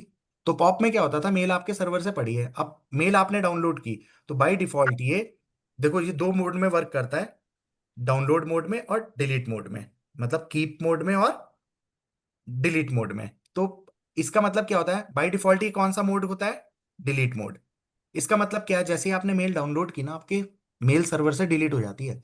अभी मान लो मैं आपको 2 PDF भेजूं, आपने वो डाउनलोड की, क्या वो मेल मेल में से डिलीट हो गई, आपके सिस्टम पे तो आ गई, क्या मेल में से डिलीट होती है, नहीं। नहीं। वो मेल पे भी है ना। हाँ। ठीक है। तो वो मेल पे कब करेगी काम, अगर आप पॉप यूज कर रहे हैं, आप अपने फोन में सेटिंग्स में जाके अंदर जाके मेल की सेटिंग्स में देख सकते हैं IMAP लग रहा है या पॉप लग रहा है। ठीक है। तो अगर आप वहां पे पॉप में बाय डिफॉल्ट डिफॉल्ट मोड उसका डिलीट चल रहा होगा, अगर पॉप तो वैसे आप यूज कर ही नहीं रहे, IMAP हो रहा होगा, वरना वो कौन से मोड पे चल रही होगी, कीप पे, यानी आपके पास वो रहेगी। आप उसे पॉप करके डिलीट मोड कर दो, आप वहां से डाउनलोड करोगे, ऑटोमेटिकली क्या हो जाएगा, डिलीट हो जाएगा। ठीक है, बोलो बच्चों। अब एकदम कुछ ठीक है। इस तरीके का ही फंक्शन उसके अंदर नहीं यूज हो रहा होगा, जैसे व्हाट्सएप वगैरह में आप फोटो वगैरह कुछ डाउनलोड करते हैं, वो तब भी वहां पे रहती है ना। तो कुछ इस तरीके का बाय डिफॉल्ट डिलीट मोड ऐसा वाला आता है ना, जिसपे केवल एक ही बार ओपन हो सकता है, उसमें कुछ इस तरीके का लगा रखा होगा अंदर, है ना। तो ऑप्शंस तो बहुत सारे होते हैं, वो बनाने वाले के ऊपर है। ठीक है। अब इसके अंदर आपको सिर्फ क्या बात ध्यान रखनी है, जब आप पॉप पढ़ेंगे तो पॉप इस मतलब IMAP इससे स्ट्रॉन्गर है, मतलब वो इसके अंदर कुछ वेरिएशन हमको प्रोवाइड करती है। तो बाय डिफॉल्ट इसके अंदर बस क्वेश्चन क्या बन सकता है बच्चों, एक तो ये इंपॉर्टेंट है, TCP यूज करते हैं पोर्ट नंबर 100, और बाय डिफॉल्ट मोड इसका क्या है, डिलीट है। अगला पढ़ोगे तो ये समझ में आ जाएगा ज्यादा और अच्छे से खेल। ठीक है। IMAP क्या है, मोर एडवांस है देन पॉप से। ठीक है। क्या करती है, मेल सर्वर के ऊपर रहेगी। देखो होता क्या है, इसके अंदर क्या क्या ऑप्शन है यहाँ पे नहीं है।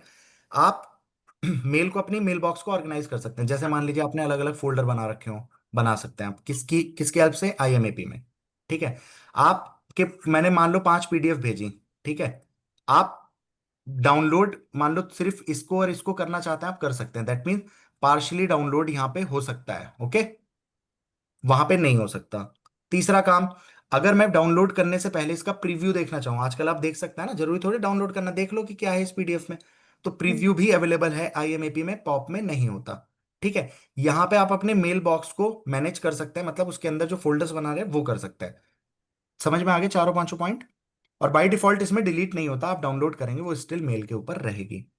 क्लियर हुआ, क्या क्या कर सकते हैं, पार्शली डाउनलोड कर सकते हैं, प्रीव्यू देख सकते हैं, और क्या कर सकते हैं, मैनेज कर सकते हैं, मतलब फोल्डर वगैरह बना सकते हैं। ठीक है। ये सब काम आप इस पे कर सकते हैं, उसमें नहीं कर सकते।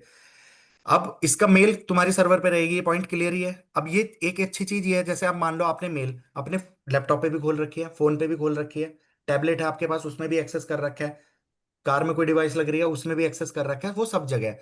तो यानी आप multiple devices same mail box को एक्सेस कर सकती हैं, लेकिन वहां पे जनरली एक ही मेल बॉक्स को एक ही एक्सेस करेगा।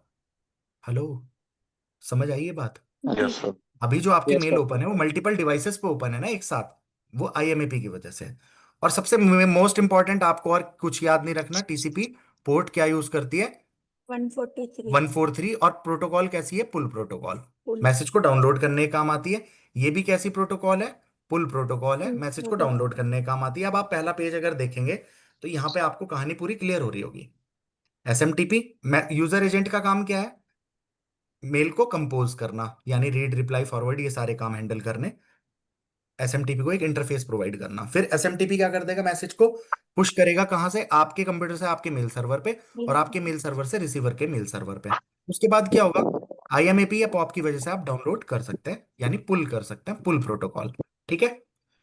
तो IMAP उससे ज्यादा स्ट्रॉन्गर है, क्या क्या कर सकते हैं, प्रीव्यू देख सकते हैं, कस्टमाइज कर सकते हैं उसको, पार्शियली डाउनलोड कर पार्शियल सकते हैं। डाउनलोड। हाँ, बाय डिफॉल्ट वहां पे वो रहेगा रहेगा, ये कहानी इसके ऊपर आ जाएगी। तो बताओ इन चारों बातों में क्लियर हो गई बात कि नहीं, बोलो। जी। ठीक है, यहाँ पे एक कंपैरिजन भी पढ़ा है, आप उसको पढ़ सकते हैं। ठीक।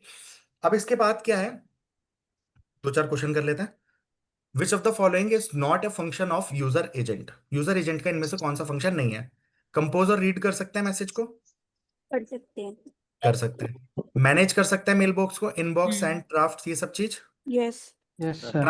अब ये कह रहा है transferring mail between sender and receiver server, नहीं कर सकते। नहीं SMTP ये एसएमटीपी करेगा। Very good. ठीक करेगी है। SMTP। इसके बाद रिप्लाइंग एंड फॉरवर्डिंग मैसेजेस, तो ये सब काम कर सकते हैं, सी नहीं कर सकते। Okay. Yes SMTP works in which mode of communication? Push. बताओ, पुश है, पुल है, हाइब्रिड है, क्या? पुश तो पुश मॉडल हो गया। पुश।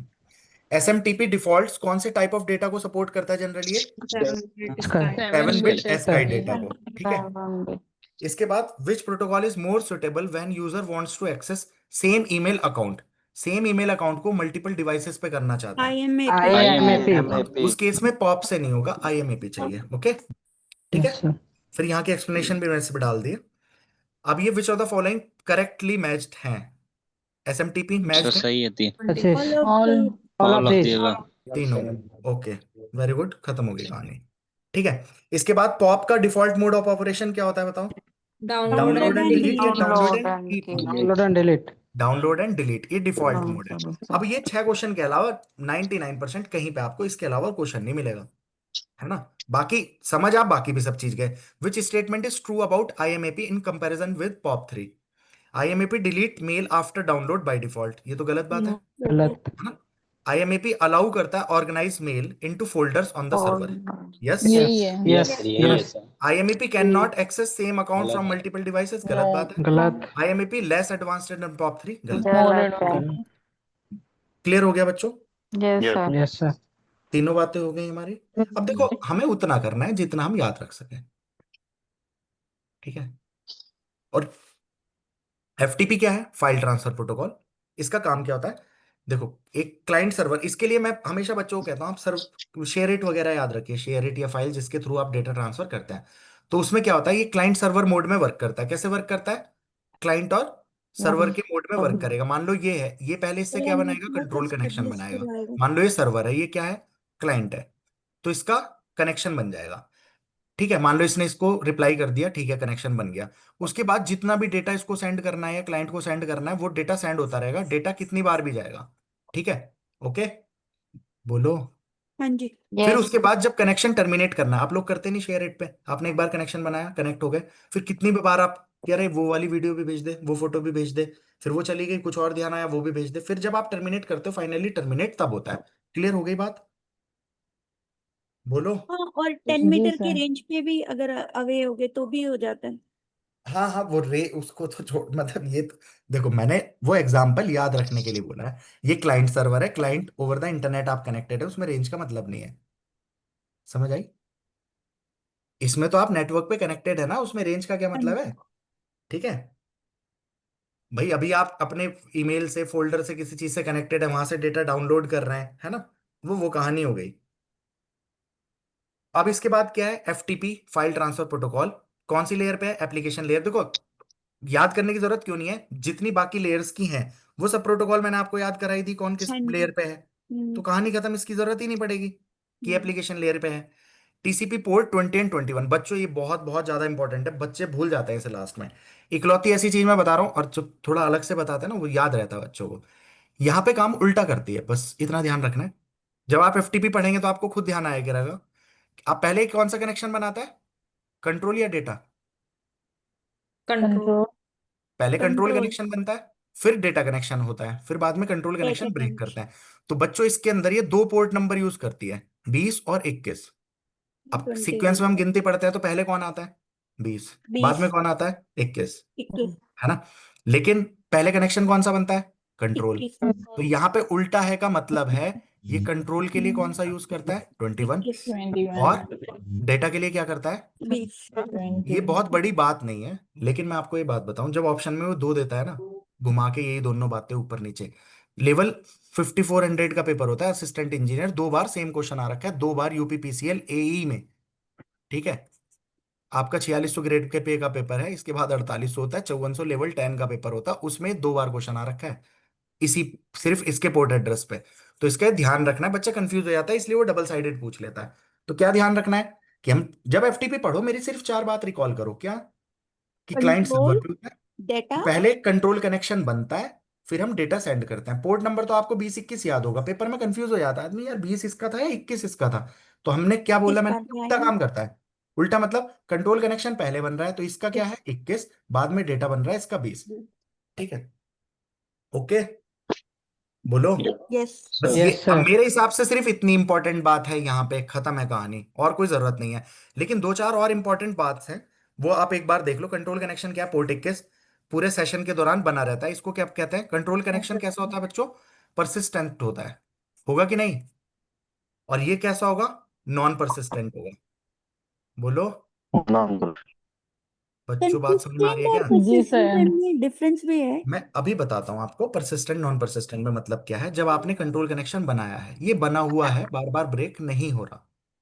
डेटा कनेक्शन क्या हो रहा है, बार बार डेटा सेंड हो जा रहा है, वो अपने आप टर्मिनेट हो जा रहा है, फिर बंद हो डेटा जा रहा है, फिर टर्मिनेट हो जा रहा है। ब्रेक हो तो जाएगा। कंट्रोल कनेक्शन एक बार बन गया वो परमानेंट रहेगा, जब पूरा ट्रांसमिशन कंप्लीट हो जाएगा उसके बाद ही ब्रेक होगा। क्लियर, बोलिए यस भाई सर। सब, ये बात क्लियर हो गई। और जी। दूसरी बात बच्चों, एक एक तो वो इसमें पॉइंट शायद ऐड करने से रह गया, एक बात का और ध्यान रखना, ये it is a not a inband protocol.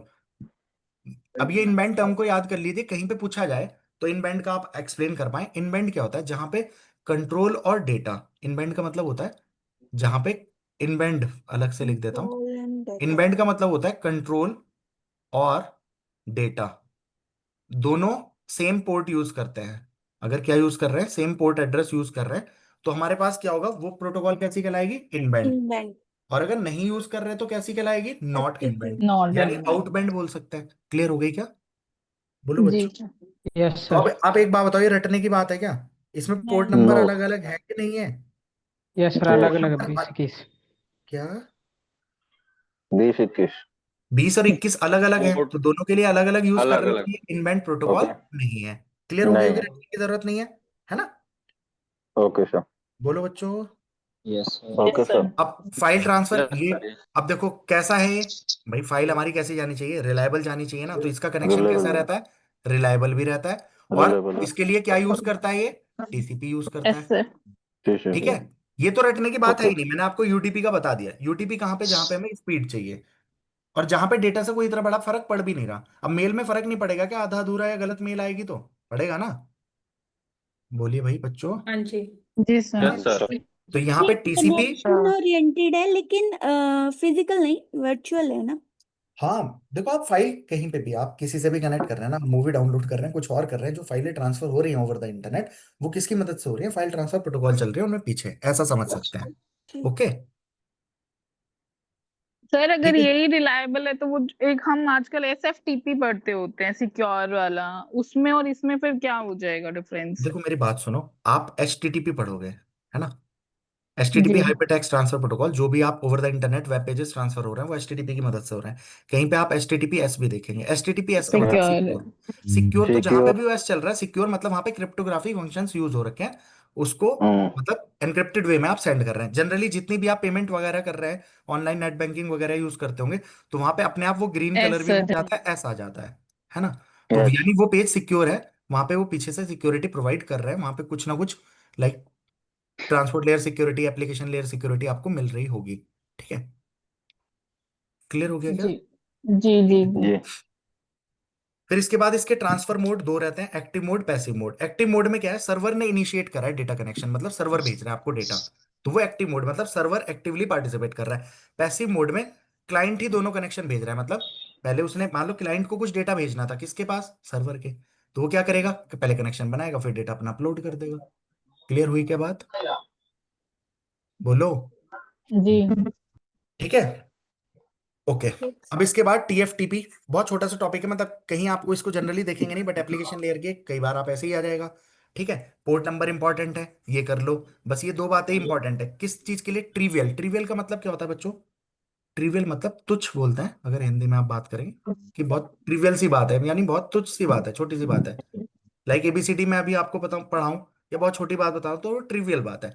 जैसे आप फंक्शनल डिपेंडेंसी आपने पढ़ी होगी, ट्रिवियल डिपेंडेंसी आप बीसीएनएफ पढ़ते हो ना, बीसीएनएफ क्या कहती है कि पहली बात तो ये 3NF में होनी चाहिए। सेकंड पॉइंट ये क्या कहता है कि अगर कोई भी डिपेंडेंसी है अल्फा टू बीटा, तो अल्फा क्या होना चाहिए, या तो कैंडिडेट की, या ये डिपेंडेंसी ट्रिवियल हो।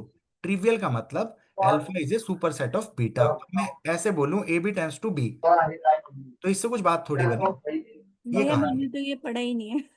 मैं मैं ट्रिवियल का मतलब कह रहा हूँ, आपने ए बी की इंफॉर्मेशन देके बी निकाल लिया तो क्या बड़ा काम कर लिया। मैंने आपको बताया बच्चे का नेम, मान लो मैंने कहा नेम और रोल नंबर से मुझे नेम मिल गया। अरे मैं कहूँ नेम और रोल नंबर से मुझे इसके मार्क्स पता चल गए, मुझे इसके डिवीजन पता चल गई, कुछ पता चल गया, तो कुछ अलग बात है, कोई नई इन्फॉर्मेशन मिली।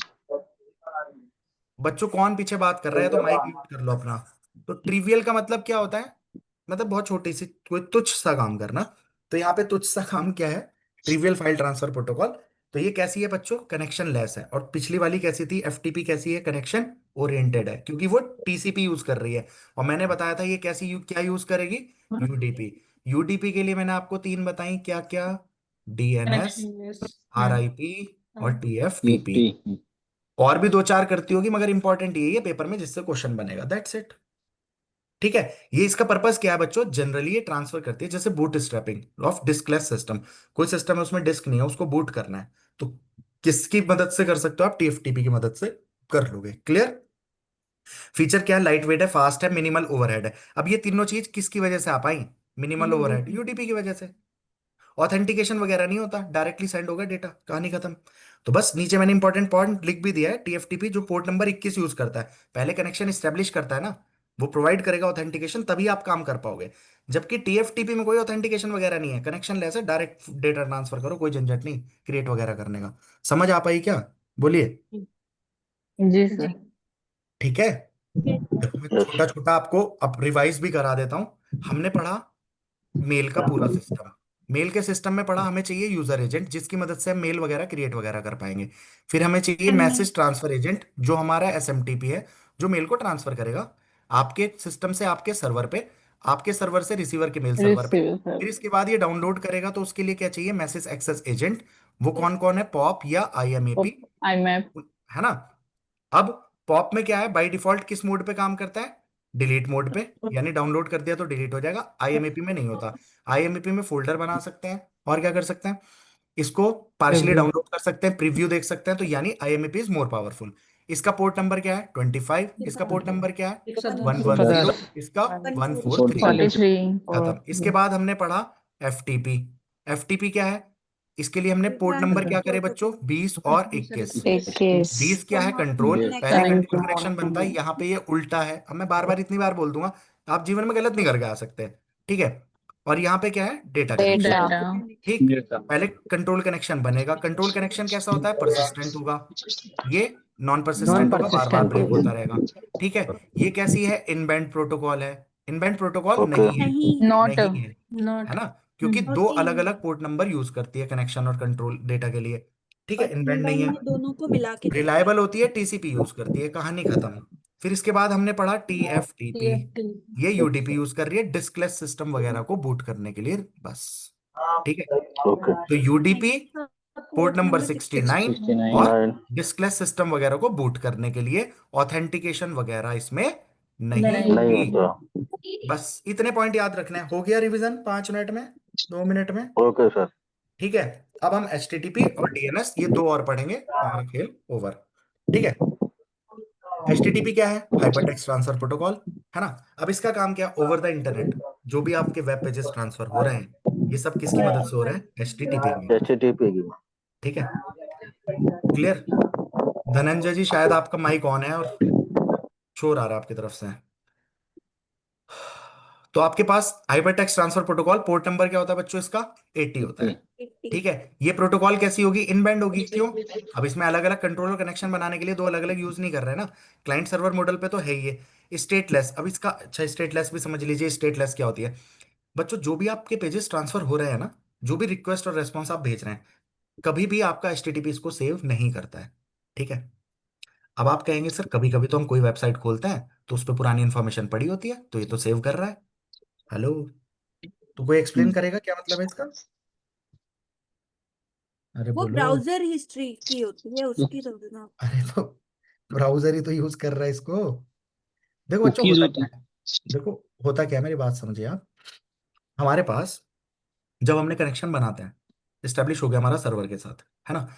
अब मान लो आप अमेजोन सर्च कर रहे हैं, अमेजोन को क्या काम है कि अगली बार यार मुझे बार बार याद ना रखना पड़े इसने क्या सर्च किया था, होता है ना। वो आपको बाद में आपने इश्यूज देखे थे, ये देखा था, वो सेव करके रखता है, रखता है ना। तो वो इसलिए सेव करके रख रहा है जिससे अगली बार उसको वो आपके बारे में दोबारा से ना जानना पड़े। आपने एक टर्म पढ़ी होगी, कुकीज, कुकीज कुकीज है ना। कुकीज। कुकी होता क्या है, कुकी मतलब बिस्किट, मतलब जो बना बनाया रेडी टू ईट। तो रेडी टू ईट का मतलब क्या है, कुकी कहाँ बनता है, अच्छा कोई बताएगा कहाँ बनता है। ये यूजर, जैसे मान लो आप फोन यूज कर रहे हैं, आप ही के फोन में बनेगा, ठीक है। क्लाइंट साइड ब्राउजर मगर पे आप इसका यूज नहीं सर्वर, मेमोरी। करेंगे, यूज आप नहीं क्लाइंट साइड, करेंगे। यूज कौन करेगा, सर्वर। सर्वर, बनाएगा कौन, सर्वर। ब्राउजर। बनाएगा कहाँ, आपके कंप्यूटर में। अब देखो, दुनिया में करोड़ों लोग अमेजन के पास कुछ रिक्वेस्ट डाल रहे होंगे, है ना। ये मान लो हाँ कोई भी वेबसाइट है, आप नेट का फॉर्म भर रहे हैं, कुछ भर रहे हैं, बहुत वेबसाइट ऐसी होती है ना जहाँ पे आपकी डिटेल, कभी कनेक्शन ब्रेक हो गया, आप दोबारा भर रहे हैं, वहां पे टैब पे क्लिक कर रहे हैं, भरा हुआ आ रहा है दोबारा से, है ना। तो यानी वो आपकी इन्फॉर्मेशन सेव रख रहे हैं। उस केस में हो क्या रहा है, वो क्या करते हैं, आपसे रिलेटेड मुझे बार बार, मान लो अभी आपने कुछ करा था तो आपके रिलेटेड इसने अपनी कोई हिस्ट्री सेव की, अब दोबारा से मुझे इसको जानना ना पड़े, तो वो क्या करेगा, जो आपने अभी तक एक्टिविटी करी कुकी बना के आपके फोन में सेव कर देगा। अगली बार आपके फोन ने सेम वेबसाइट खोली, यानी इस सर्वर के साथ कनेक्शन स्टेब्लिश किया, तो ये सर्वर तुम्हारी हिस्ट्री खोलेगा, अच्छा ये आदमी है, समझ जाएगा। ठीक हुई, समझ में आई बात। लेकिन एचटीटीपी नहीं कर रहा भाई ये काम। वो कौन कर रहा है, कुछ कुछ सर्वर ऐसे हैं जिन्हें लगता है हमें हिस्ट्री जानना इंपॉर्टेंट है, तो वो आपके फोन पे, इसलिए वो शुरू में कई बार पूछता नहीं, आपसे परमिशंस लेता है कुकीज के लिए। आप उसको मना भी कर सकते हैं, हटा भी सकते हैं, डिलीट कर सकते हैं कुकीज। उससे यूजर एक्सपीरियंस थोड़ा खराब होता है। यूजर एक्सपीरियंस, पहले वो सेव थी, तो आपने वो वेबसाइट खोल ली, आपको लग रहा है मेरे अकॉर्डिंग पेजेस आ रहे हैं, वो आ क्यों रहे हैं, क्योंकि आपकी कुकीज वहां सेव है। आपने जो लास्ट सारी एक्टिविटी करी उसको आपके बारे में पता है, वो उससे रिलेटेड सर्च आपको दिखा रहा है। मेरे ख्याल से क्लियर हो पाई होगी बात, इससे ज्यादा ज्ञान की अंडरस्टूड। जरूरत नहीं है ना। तो अब ये स्टेटलेस क्यों है, भाई ये नहीं सेव कर रही, एचटीटीपी पे हर हजारों करोड़ों अरबों रिक्वेस्ट आ रही है, सेव करने लगी तो हो गया काम। तो ये सेव नहीं करती, क्लियर। क्लाइंट सर्वर मॉडल पे काम कर रही है। अब दो चीज देख लेना, इसके अंदर एचटीटीपी के दो वर्जन होते हैं।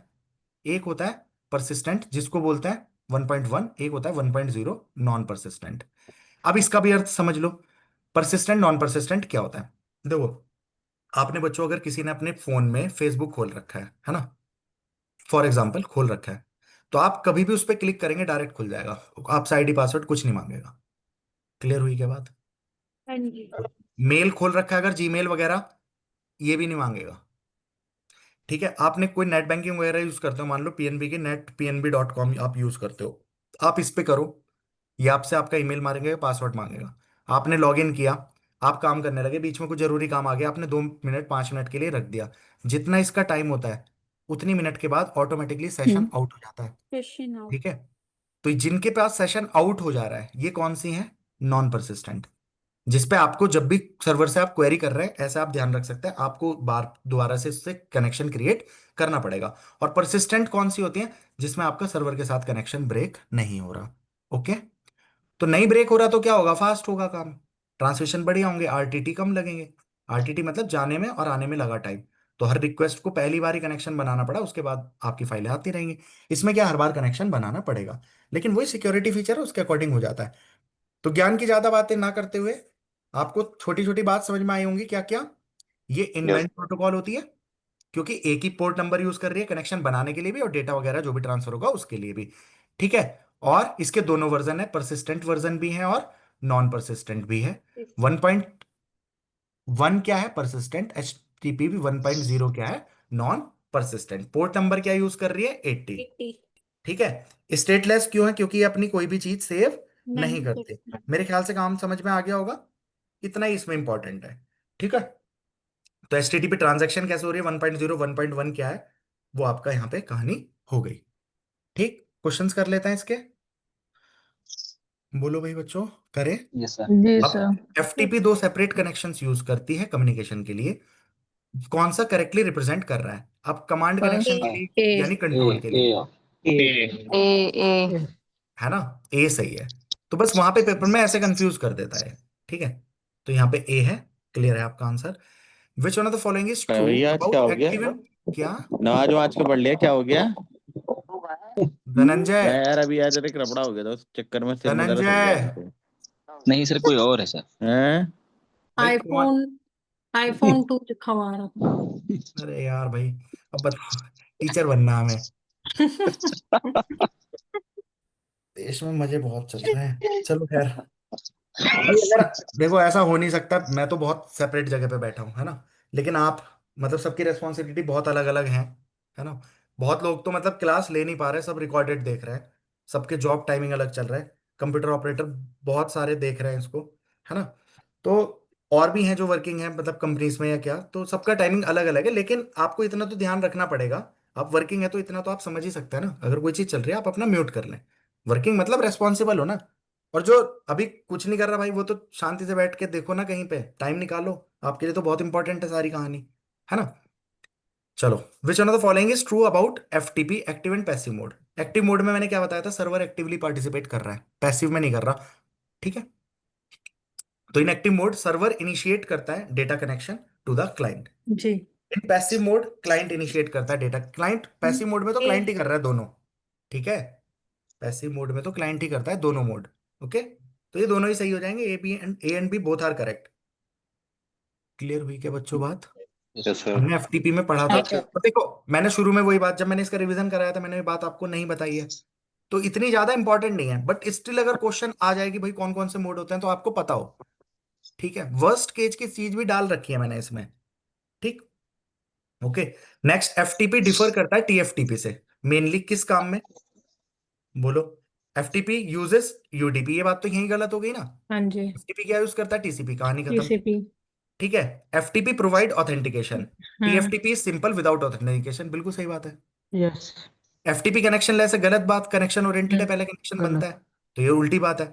FTP only support binary file, FTP में 3 तरीके की फाइलें सपोर्ट होती हैं, तो मतलब वो जरूरी नहीं है, टेक्स्ट फाइल भी होती है और आपकी बाइनरी फाइल भी होती है, एसकाई फाइल्स भी होती हैं, ठीक है। 3 तरीके की फाइल एफटीपी सपोर्ट करता है। फिर इसके बाद अपना नेक्स्ट क्वेश्चन है, एचटीटीपी को स्टेटलेस प्रोटोकॉल बोलते हैं, क्यों, बोलो। क्योंकि वो रिक्वेस्ट और It does response not allow independent करता है। cookies. Because it does not know store store client client information between information. Request, है ना। देखो, ये जो it does not allow cookies, cookies को तो वो अलाउ करता है, बट वो स्टेटलेस का, वो तो सर्वर, अब कोई सर्वर अपनी रखवा रहा है कुकीज यूजर के बेटर एक्सपीरियंस के लिए, है ना। तो उसका मतलब ये नहीं है कि वो टीसी एचटीटीपी आपका स्टेटफुल हो गया, ठीक है, ठीक है। HTTP uses TCP and UDP both, नहीं ये बात वैसे ही गलत है, एचटीटीपी केवल किसको यूज करता है, ओनली टीसीपी, यूडीपी को नहीं करता, ठीक है। बोलो बच्चों।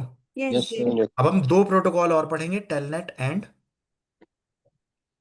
डीएनएस, और कहानी लगभग हमारी ओवर, मेरे ख्याल से और कोई नहीं बच रही होगी प्रोटोकॉल। फिर एक छोटा सा क्विक रिवीजन लास्ट में सबका मैं बना दूंगा, उस पेज को आप बार बार पढ़ो, उतना हो गया, दैट्स इट, है ना। फिर आप क्वेश्चन अटेम्प्ट करके देखो ना, इधर उधर के पेपर के, और पेपर क्वेश्चन अटेम्प्ट करते करते आप लोग सब मास्टर डिग्री होल्डर हैं या बैचलर्स हैं, जॉब करने वाले हैं, इतना आप समझ सकते हैं जो लेवल मैं पढ़ा रहा हूँ। आप मान लो इससे इसरो के पेपर ढूंढने लगे, हो जाएंगे वैसे, वो इसरो में ठीक ठाक आते हैं, हल्के ही आते हैं, 2 घंटे में 100 क्वेश्चन टाइप ही आते हैं, ठीक है। बट गेट के डेप्थ वाले नहीं होंगे,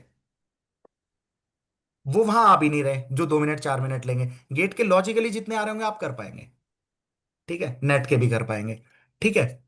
चलो, और शुरुआत में हर क्वेश्चन लगाने की कोशिश करनी नहीं है, मैंने क्या बोला, अभी हम जो करते चल रहे हैं वो 70 to 80% कवर कर रहा है, लेकिन एज पर माई एक्सपीरियंस उसमें से ही आपके मोर देन 90 बन सकते हैं, बट जब हम इसको दोबारा मिलेंगे और नई चीज तब ऐड होंगी, ठीक है। चलो, टेलनेट क्या है बच्चों, छोटे पर्पज से आप इसको ऐसे समझ सकते हैं, जो आपका रिमोट लॉगिन के काम आता है, किसके काम आता है, रिमोट लॉगिन के काम। रिमोट लॉगिन अगर आप में से कभी किसी ने किया हो, एनीडेस्क वगैरह सॉफ्टवेयर का आजकल बहुत ज्यादा इस्तेमाल होता है, ठीक है। हाँ, किया है। हाँ, तो इससे आप यस। रिमोटली सर्वर पे, मतलब किसी के भी सिस्टम को एक्सेस कर सकते हैं, वहां पे अपने काम परफॉर्म कर सकते हैं, ठीक है। टीम तो remote viewers login, team and viewer भी सर्विस सही है। हाँ टीम व्यूअर पहले चलता था, मतलब टीम व्यूअर का एक्चुअली साइज बड़ा था, तो एनीडेस्क ने बहुत रिप्लेस कर दिया उसको, 90% जगह आपको एनीडेस्क मिलेगा, है ना। टीम व्यूअर पहले बहुत ज्यादा चलता था, एनीडेस्क आया उसके बाद कम हो गया, तो मतलब एनीडेस्क ज्यादा चलता है, बट ठीक है, दोनों सेम है, एनीडेस्क कह लो या जिसको टीम व्यूअर टीम पता है व्यूअर्स। तो वो टीम व्यूअर देख लो, ठीक है। अब तो पोर्ट एक नंबर और कौन चल सा गया यूज करता है, जोहो। ट्वेंटी जोहो भी थ्री आता है। हाँ, पोर्ट नंबर 23, और यूज क्या करता है, टीसीपी। अब देखो इसमें भी कनेक्शन कैसा चाहिए, ब्रेक होता रहेगा, एक बार कनेक्शन बन हम्म। गया तमीज से काम चलना चाहिए, ठीक है। तो ये भी क्या यूज करता है, टीसीपी यूज करता है। इतनी ही इसकी कहानी मेन इंपॉर्टेंट है, बात खत्म। अब इसकी वर्किंग भी है, कैसे वो करता है। अब मान लो मैं इधर यूज कर रहा हूँ विंडोज, आप यूज कर रहे हो फॉर एग्जाम्पल, लिनक्स या मान लो मैक। लिनक्स कर रहे हैं, या मान लीजिए एप्पल आई मैक पे कर रहे हैं, उसका मैक। ऑपरेटिंग सिस्टम अलग है। अब मेरे ख्याल से जैसे कंट्रोल जेड से हम अंडू करते हैं विंडोज में, वहां पे शायद कंट्रोल ओ या कुछ और यूज होता है। मैक यूजर कोई है तो बताए, अंडू किससे करते हैं मैक में, उसके लिए कुछ और कमांड होती है। ठीक है, मान लो फॉर एग्जाम्पल हम कंट्रोल टी मान लेते हैं। तो अब यूजर तो मुझे, मैं यहां से मैंने रिमोट पे आपका सिस्टम लिया, तो मैं तो कंट्रोल टी दबा रहा हूं ना। हेलो, आर यू गेटिंग जी। माई पॉइंट, क्या जी। कह रहा हूँ। हाँ। मैं तो यहाँ से कंट्रोल, मैंने कुछ करा, मुझे उसे अंडू करना है, मैं तो कंट्रोल जेड दबाऊंगा ना। लेकिन वहां पे उसका ऑपरेटिंग सिस्टम क्या है, मैक है। वहां पे कंट्रोल जेड का कुछ और मीनिंग है। वहां पे शायद जो यहाँ की कंट्रोल टी का है, वहां पे कंट्रोल टी का है। मान लो यहाँ पे जो कंट्रोल जेड है वहां कंट्रोल टी है, तो अलग अलग है ना। वो कंपेटेबिलिटी बनाने के लिए मैं आपको अभी पीछे पढ़ा रहा था माइम, जब मैंने बताई है, तो वहां पे भी आपको मैंने कहा था वो एनवीटी कैरेक्टर सेट में कन्वर्ट कर देता है। सेम सारा प्रोसीजर टेलनेट में भी होता है। अब मैं वो डिटेलिंग भी आपको पढ़ा दूं, लेकिन उसकी जरूरत नहीं है ना यहाँ पे। Are you getting my point. जी। इतने से वो आपका फंक्शनैलिटी 99% आप कहीं तो पे क्वेश्चन अपने देखेंगे इतने से ही आ रखा होगा। इवन गेट में भी कभी उस डेप्थ से नहीं पूछा होगा। लेकिन जब हम थ्योरी वाला लिखने वाला पढ़ेंगे, तो हर प्रोटोकॉल के लिए थोड़ा, क्योंकि वहां इतना ही थोड़ी लिख के आ जाओगे कि remote login any desk team viewer port number 23 TCP, कहानी खत्म। वहां पे आप लिखोगे तो फिगर बनाना कैसे वो कन्वर्ट होता है, वो सारा प्रोसीजर देखेंगे वहां पे। हो गया क्या। तो देखो यहाँ पे मैंने फिर भी थोड़ा सा डाल रखा है कि एनवीटी क्या यूज करता है। ये एनवीटी के कैरेक्टर सेट को यूज करता है, जिससे कि रिप्रेजेंटेशन किसकी है, हेट्रोजिनिटी, मतलब डिफरेंट सिस्टम जो है ना, डिफरेंट ऑपरेटिंग सिस्टम है, ठीक है, या टर्मिनल्स है, उनके ऊपर वो काम कर पाए।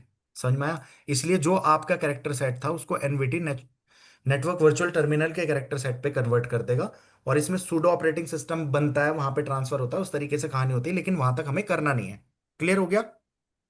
तो इसकी लिमिटेशन क्या है, सिक्योर नहीं है, ट्रांसफर डेटा यूजर नेम ये कर सकता है, इसको रिप्लेस हुआ एसएसएच, आपने पढ़ा होगा, सिक्योर शेल होता है। हम सिक्योरिटी पढ़ेंगे ना सबसे लास्ट में, तो उसके अंदर हम पढ़ेंगे एसएसएच क्या है, ट्रांसपोर्ट लेयर सिक्योरिटी क्या है ना। मेल के लिए वो सिक्योरिटी देते हैं, उसको क्या बोलते हैं, हम्म, SSL। नहीं एसएसएल तो सिक्योर सॉकेट लेयर हो गया। मेल को कुछ अच्छा सा नाम है उसका, चलो ठीक है, जब ध्यान आएगा देख लेंगे। तो वहां पे सिक्योरिटी में हम अलग से इनकी सबकी प्रोटोकॉल पढ़ेंगे। ठीक है। पीजीपी। हाँ PGP, pretty good privacy, PGP use करते हैं। मेल को सब कौन प्रोवाइड करता है, PGP, pretty good privacy. Privacy. ठीक है, तो जो आपका एसएसएल टीएलएस पीजीपी, और वहां पे हम उसको भी पढ़ेंगे, दो मोड में काम करता है वो, एक और सिक्योरिटी प्रोवाइड करता है। तो ये चारों प्रोटोकॉल सिक्योरिटी के हम वहां पे पढ़ेंगे। ठीक है। ठीक है बच्चों, अभी एनवीटी के लिए क्या, वो सॉरी, आपको टेलनेट के लिए क्या ध्यान रखना है। टेलनेट इज फुल फॉर्म क्या है, telecommunication telecommunication network, network. TEL यहां से लिया है, एनईटी यहां से लिया है। ठीक है। किसके लिए यूज होता है, रिमोट लॉगिन, आप किसी रिमोट सिस्टम लॉगिन को के लिए। रिमोटली एक्सेस करना चाहते हैं किसी और ये सिस्टम को। हेट्रोजेनिटी, इसको थोड़ा सा बता। बेटा एक चीज होती है होमोजीनियस, जी। है ना, एक होता है हेट्रोजीनियस। मतलब ये सिंपल वर्ड है, इंग्लिश का ही है, इसमें कोई नई रॉकेट साइंस नहीं है। कंप्यूटर की टर्म में आप समझेंगे तो जैसे एरे है, तो एरे क्या है, होमोजीनियस डेटा स्ट्रक्चर है। आपने लिखा इंट ए ऑफ 10, तो एरे में अब सारे के सारे एलिमेंट सेम टाइप के होंगे। फ्लोट लिखेंगे तो सारे फ्लोट, इंटीजर। कैर लिखेंगे तो सारे कैर। अब आप क्लास बनाते हैं, ठीक है, क्लास बना लिया आपने, मान लो सैंपल। ठीक है, इस क्लास के अंदर मान लो आपने इंट ले लिया रोल नंबर, ठीक है, कैरेक्टर में ले लिया इसका सेक्शन, वेरिएबल। ठीक है, नेम ले लिया कैरेक्टर में 20। ऐसे करते करते जब आप क्लास बना रहे हैं या स्ट्रक्चर बना रहे हैं या यूनियन बना रहे हैं, ये सब क्या है, होमोजीनियस डेटा स्ट्रक्चर है, मतलब इसमें एलिमेंट अलग अलग टाइप के हो सकते हैं। ठीक है। अब जैसे मान लीजिए हम यहाँ पे जो सब बच्चे पढ़ रहे हैं, अगर हम बीटेक की क्लास ले रहे होते तो इस टाइम हमारी क्लास में स्टूडेंट्स का टाइप कैसा होता, होमोजीनियस होता, वो सब बीटेक कंप्यूटर साइंस के स्टूडेंट हैं। अभी हमारी क्लास में अगर हम एज पर क्वालिफिकेशन देखें तो बच्चे कैसे हैं, हेट्रोजीनियस है, कोई बीसीए है, कोई एमसीए है, अलग किसी अलग ने बीटेक प्रकार किया, के। किसी ने कुछ किया, ऐसे। ठीक है। ओके, क्लियर हो गया भाई।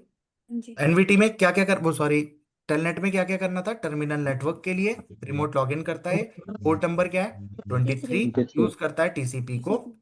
ठीक है। और ओवर द लॉगिन, बस ये, मतलब इसकी जरूरत नहीं है, किसको यूज करता है, एनवीटी कैरेक्टर सेट को एनवीटी। कम्युनिकेट करने के लिए।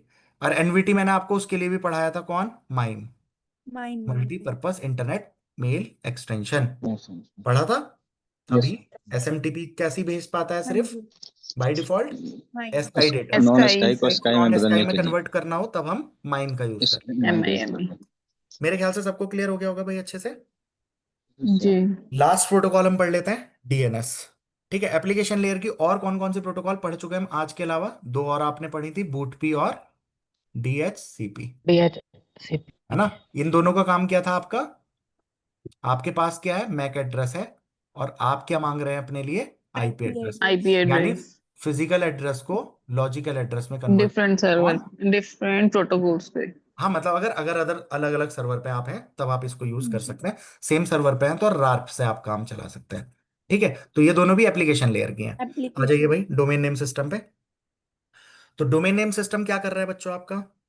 बिल्कुल शॉर्ट में आप इसको समझेंगे तो डीएनएस का सिर्फ इतना काम है कि आप क्या टाइप करते हैं, मान लीजिए www.google.com, लेकिन कंप्यूटर किस पे काम करता है? आईपी एड्रेसेस पे, है IP एड्रेस इस ना। पे लेकिन हम आईपी एड्रेस, अब जैसे इंग्लिश फोन, नेम हाँ फोन में आप करते हैं तो फोन में आप क्या सर्च करते हैं? अपने फ्रेंड्स के नाम, घर वालों जिनके भी हैं वो नाम से सेव कर रखे हैं, ना कि नंबर याद है। बहुत कम लोग होते हैं जिन्हें 2 4 5 10 नंबर भी याद है आज के टाइम पे। पहले तो नंबर याद करने ही होते थे, लेकिन अभी तो फोन में ही है ना। तो सेम लाइक कंप्यूटर, हमें वेबसाइट्स के नाम ध्यान जल्दी रहता है, ना कि आईपी एड्रेसेस। तो इसलिए हमने क्या बनाया? डीएनएस बनाया, डोमेन नेम सिस्टम। इसके अंदर क्या होता है? हम टाइप कर रहे हैं www.google.com, लेकिन रिमोट साइट पे वो क्या करता है? गूगल पे। बोलो क्या करेगा वो हमारा ओपन उसका करके IP address IP address email open search address। करेगा, करेगा है ना। अब आप इसके अंदर ये भी चीज देख सकते हैं, जनरली हमारे पास पोर्ट नंबर इसका क्या है? 53 है। ठीक है, यूज क्या करेगा ये? यूडीपी यूज करेगा। ठीक है, जोन्स के लिए कर रहा है ये, इसको कोई ध्यान रखने की जरूरत ना है। जोन ट्रांसफर के लिए, जोन ट्रांसफर मतलब अब एक अगर इन डेप्थ समझोगे किस तरीके से काम करता है, वहां पे जोन कैसे पड़ेगा, रूट सर्वर कैसे होता है, टॉप लेवल डोमेन कैसे होता है, वहां की सारी कहानी है। लेकिन आप यहाँ पे कैसे ध्यान रख सकते हैं इसको? यूडीपी क्यों यूज कर रहा है? आपने टाइप किया google.com तो एकदम से मिलना चाहिए ना। तो क्या यूज करता है? किसकी सर्विसेज यूज करेगा? यूडीपी की। क्लियर होगी बात? बोलिए। Yes sir. जी सर ठीक है, और इसमें काम कैसे चलेगा? अच्छा, इसके दो मोड भी होता है, इन मोड्स को समझ सकते हैं, रिकर्सिव मोड, आइटरेटिव मोड। आप लोगों ने फंक्शंस पढ़े हैं? फंक्शंस मतलब थोड़ा तो आइडिया होगा। Yes, sir। यस रिकर्शन तो मतलब हर बच्चे ने पढ़ा ही होगा, बचपन कैसे ही करा हो, रटा होगा रिकर्शन, रिपीट है ना। देखो रिकर्शन में क्या करते हैं? मान लो आपने कोई फंक्शन है, कोई फंक्शन है, जब ये अपने आप को बार बार कॉल कर रहा है, मान लीजिए एफ फंक्शन है, इसके अंदर कुछ काम हो रहा है, इसने ए फंक्शन को कॉल किया, मान लेते हैं ऐसा। ये कहाँ जाएगा? ए की डेफिनेशन पे। ऐसा ही होता है। ए ने यहाँ पे मान लो बी की जरूरत पड़ गई, यहां से कॉल होके कहाँ जाएगा? बी की डेफिनेशन पे। ई पे। मान लो बी सॉल्व हुआ, बी सॉल्व करके अपना रिजल्ट किसको देगा? वापस इसको। ये पूरा सॉल्व हो जाएगा, वापस अपना ए रिजल्ट को। किसको देगा? इसको। ये पूरा सॉल्व हो जाएगा तब ये वापस रिजल्ट एफ रिटर्न कर फंक्शन देगा। को। तो ये क्या हो रहा है? रिकर्सिव मोड में काम हो रहा है। ठीक है, अब यहाँ पे भी आप ऐसा समझ सकते हैं, ये क्या जो आप क्वेरी करता है, ये क्वेरी कैसे करेगा बच्चों? सबसे पहले अगर आप इसका आइडिया लेंगे ना, तो हमारे पास होता क्या है, मान लीजिए ये आपका मेन सिस्टम है, ये आपका सिस्टम हो गया। ठीक है, यहाँ पे आपका लोकल, यहाँ पे क्या होता है? Local query resolver, DNS resolver है आपके सिस्टम का, जो कैशे का है। डीएनएस कैशे मान लीजिए, या डीएनएस रिजॉल्वर मान लीजिए। देखो बच्चों, आपने कोई वेबसाइट अगर खोली है, कभी पहले यूज करते रहते हैं, आप उस पर क्लिक करो एकदम खुल जाती है, खुल जाती है कि नहीं? आप किसी नई वेबसाइट को किसका नाम बताओ, उस पर क्लिक करना, उसको डालो, टाइप करो। अगर उसमें 1 सेकंड लिया तो इसमें 1.5 ले या 2 ले, थोड़ा सा ज्यादा लेगा। क्यों? क्योंकि वो आपके कैशे में तो स्टोर नहीं है ना। वरना यस। ये इससे रिक्वेस्ट करता कैश में, ये यही रिजल्ट मिल जाता, काम खत्म, मुझे इसका आईपी एड्रेस मिल गया। और अगर ऐसा नहीं हो पाएगा तब ये कहाँ जाता है बच्चों? तब ये जाता है यहां से रूट सर्वर के पास। कहाँ जाएगा? रूट सर्वर के पास। देखो ये याद नहीं करना, रटना नहीं है, मैं आपको जस्ट समझा रहा हूं। मान लो आपको लगे रिकर्सिव और आइटरेटिव मोड क्या है, ये कैसे रिटर्न कर रहा है। तो रूट सर्वर होता है एक, फिर इसके बाद मान लो एक टॉप लेवल डोमेन का सर्वर होता है, अभी हम पीछे पढ़ रहे थे ना, टॉप लेवल डोमेन होगा। हेलो। और नीचे होता है ऑथोरिटेटिव सर्वर, मान लो यहाँ पे तो होगा ही होगा। तो रिकर्सिव मोड में ये कैसे काम करेगा? ये गया, डीएनएस पे नहीं मिला तो ये रूट सर्वर पे जाएगा। मान लो यहाँ पे भी नहीं मिला, ये किसके पास जाएगा? टॉप लेवल डोमेन के पास। यहाँ भी नहीं मिला डोमेन तो ये कहाँ जाएगा? अथॉरिटेटिव सर्वर, यहाँ तो फाइनली अथॉरिटेटिव मिल ही जाएगा। हेलो। जी ठीक है, अब यहां से क्या होगा? ये वापस डायरेक्ट इसको नहीं देगा, ये देगा इसको, ये TLD इसको, ये देगा इसको, और ये वापस देगा इसको। ये क्या कहलाता है? Recursive mode. समझ में आई क्या? जी सर। ये आपका कब हेल्प कर देगा बच्चों, एक बार आप पढ़ेंगे तो बाद में बिल्कुल नई नई चीजें नहीं लगेंगी। जो इंपॉर्टेंट है वो मैं ऐसे भी स्किप नहीं करके चलता, क्योंकि एटलीस्ट बच्चा बाद में ही पढ़ेगा तो कैसे करेगा, तो अभी एक बार समझ तो ले ही ना वो। ठीक है। आइटरेटिव मोड में क्या होगा, ये आपका सिस्टम है मान लीजिए, ठीक है, इसने मांगा, किससे मांगेगा, ये कैशे से। मान लो इसके कैशे में पड़ा है तो ये इसको यहीं से दे ही देता। अगर नहीं होगा तो कहाँ जाएंगे आप, रूट सर्वर के पास। अब सर्वर। देखो रूट सर्वर पे है तो दे देगा, नहीं है तो कह देगा मेरे पास नहीं है। फिर ये जाएगा टॉप लेवल डोमेन के पास, अगर नहीं मिला तो। टॉप लेवल डोमेन के पास हुआ तो इसको दे देगा, नहीं हुआ तो मना कर देगा। इसके बाद अगर इसको अब भी नहीं मिला तो ये कहाँ जाएगा, ऑथोरेटिव सर्वर के पास। अब यहां तो इसको मिल ही जाएगा तो ये वापस आ जाएगा, ये इसको दे देगा। अब ये बातें इतनी ज्यादा इंपॉर्टेंट है नहीं, है क्या, ये मैंने एग्जाम पॉइंट के लिए आपका लिख के रखे हैं। ये हायरार्किकल होता है बच्चों, होता क्या है, टॉप लेवल डोमेन है, इसके बाद इसके अंदर लगभग रूट सर्वर में 13 तरीके के रूट सर्वर है। उन रूट सर्वर में से अंदर ऐसे ऐसे करके करते करते ये नीचे जाके एक्सेस करता है। पूरी टेबल ही है, ये सब पढ़ने की जरूरत तो नहीं है, लेकिन आप ऐसे रख सकते हैं। देखो जैसे मान लीजिए कोई इंडिया का सर्वर है ना।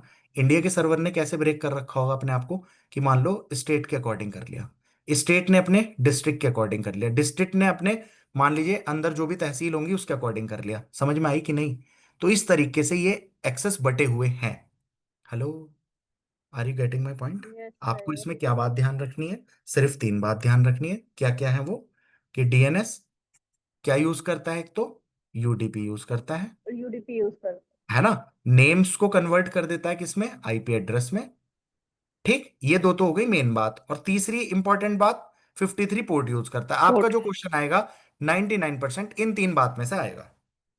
आगे की बात आप क्या याद रख सकते हैं, वो आप कर सकते हैं कि हायरार्किकल होता है, ठीक है, और किस किस 2 मोड में वर्क करता है, रिकर्सिव में इंटरेक्टिव एंड या और recursive. Interactive. Iterative.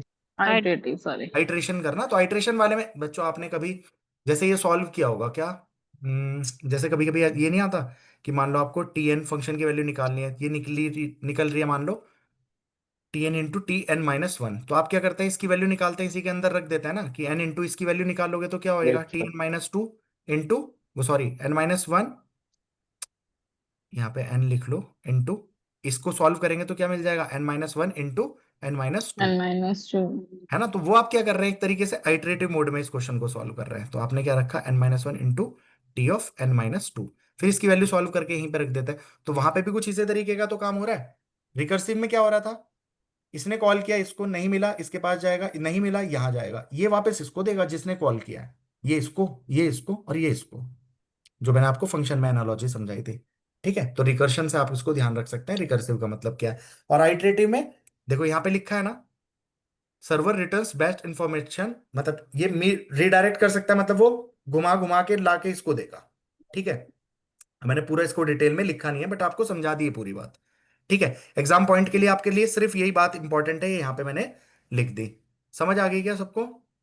Yes sir. ठीक है, अब इनके कुछ के क्वेश्चंस लगा लेते हैं और एंड करते हैं क्लास अगले 5-7 मिनट में। ठीक, डीएनएस। करें भाई। यस कौन सी sir. Protocol primarily port number 53 use करती है बताइए। DNS. DNS. DNS. FTP use 20 करती है 21 21 और 20, याद ही 21 ऐसे और करो इसको, 20 ये कंट्रोल, ये डेटा। डाटा। डीएनएस 53, एचटीटीपी 80 80 और टेलनेट, 50 टेलनेट टेलनेट क्या करेगी, 23 हाँ टेलनेट करती है 23। ठीक है, 3। तो ओके। आप इसके दोनों के बीच में करो इसको, किसको, टेलनेट को। टीपी आपका के। 20 और 21 है, फिर टेलनेट है, और फिर 25 क्या है, एसएमटीपी है। हाँ ठीक है? एफएमटीपी। हाँ यस सर। ठीक है। और टीएफटीपी यस। का क्या है बताओ, 69। 69 ठीक है, एचटीटीपी का क्या है, 80 80। और पॉप का क्या है, 110। 10। 110। और आईएमएपी का क्या है, 143। 143। ये मतलब आपके कुछ तो इंपॉर्टेंट यही हैं बस, जिनके पोर्ट नंबर आपको ध्यान रखना है। ठीक है, ये कहानी ओके। है। 39 भी था। वो किसी का था, उसे छोड़ो अभी। विच प्रोटोकॉल यूज रिमोट लॉगिन के लिए कौन यूज होता है, टेलनेट। एफटीपी फाइल ट्रांसफर करने के लिए कनेक्शन ओरिएंटेड होती है और रिलायबल होती है, टीसीपी यूज करती है। ठीक है, टीएफटीपी कनेक्शन ओरिएंटेड नहीं होती, सिक्योरिटी भी प्रोवाइड नहीं करती, फास्टली कनेक्ट करती है। टेलनेट रिमोट लॉगिन करने के लिए रिमोट लॉगिन। एनवीटी का कैरेक्टर सेट यूज करेगा, जिससे हमारी होमोजीनियस सिस्टम पे भी काम कर पाए। डीएनएस नेम को आईपी एड्रेस में कन्वर्ट हेट्रोजीनियस करेगा। सर ठीक है, हेट्रोजीनियस था। हाँ हेट्रोजीनियस, सॉरी। और डीएनएस क्या है, हायरार्किकल सिस्टम में करता है, 53 पोर्ट नंबर है। Okay, yes sir. चलिए। मेजर डिफरेंस टीएफटीपी और एफटीपी में क्या है? TFTP provide secure transfer but FTP does not. ये बात तो गलत है। गलत है। टीएफटीपी यूज यूडीपी और वाइल एफटीपी यूज टीसीपी। ये बात तो बिल्कुल ही सही है। ठीक है, तो एफटीपी कनेक्शन लेता है ये यहाँ, इसलिए गलत हो गई। कनेक्शन ठीक है, ओरिएंटेड दोनों है। फास्टर है, ये बात गलत है। टीसीपी में पहले गलत कनेक्शन है। बनता है तो थोड़ा ओवरहेड लगती है। यस ठीक है, सर। चलो इसके बाद किसे हम फोन बुक ऑफ इंटरनेट बोल सकते हैं? तो डीएनएस को बोल सकते हैं, वैसे ही फालतू डीएनएस। सा क्वेश्चन है। ठीक है, इसके बाद आउट ऑफ बैंड प्रोटोकॉल कौन से है, मतलब कौन सी इन बैंड नहीं है? तो इन बैंड प्रोटोकॉल कौन सी नहीं है? एचटीटीपी केवल एक ही पोर्ट यूज करती है, डीएनएस भी केवल एक ही पोर्ट यूज करती है, ये भी केवल एक ही पोर्ट यूज करती फाइल है। ट्रांसफर प्रोटोकॉल ये दो पोर्ट 21 और यूज 20 करती दो है। यूज करती है, तो यानी आंसर हो गया एफटीपी। ओके, कौन सी स्टेटलेस प्रोटोकॉल होती है जो सेव नहीं करती? तो हमारी एचटीटीपी 1.0 सेव नहीं करती कुछ भी, है ना, यस एचटीटीपी सर। 1.0। ओके, इसके बाद simple request and response communication किस में होता है? Without identification. देखो यहां तक पढ़ के खेल नहीं खेल देना है, विदाउट ऑथेंटिकेशन। तो एफटीपी में कैसे होता है? ऑथेंटिकेशन होता है। ऑथेंटिकेशन और के साथ होता एफटीपी सिंपल नहीं है भाई, उसमें तो पहले जाओगे, अपने आप को ऑथोराइज करोगे, सर्वर कनेक्शन बनेगा, तब होगा।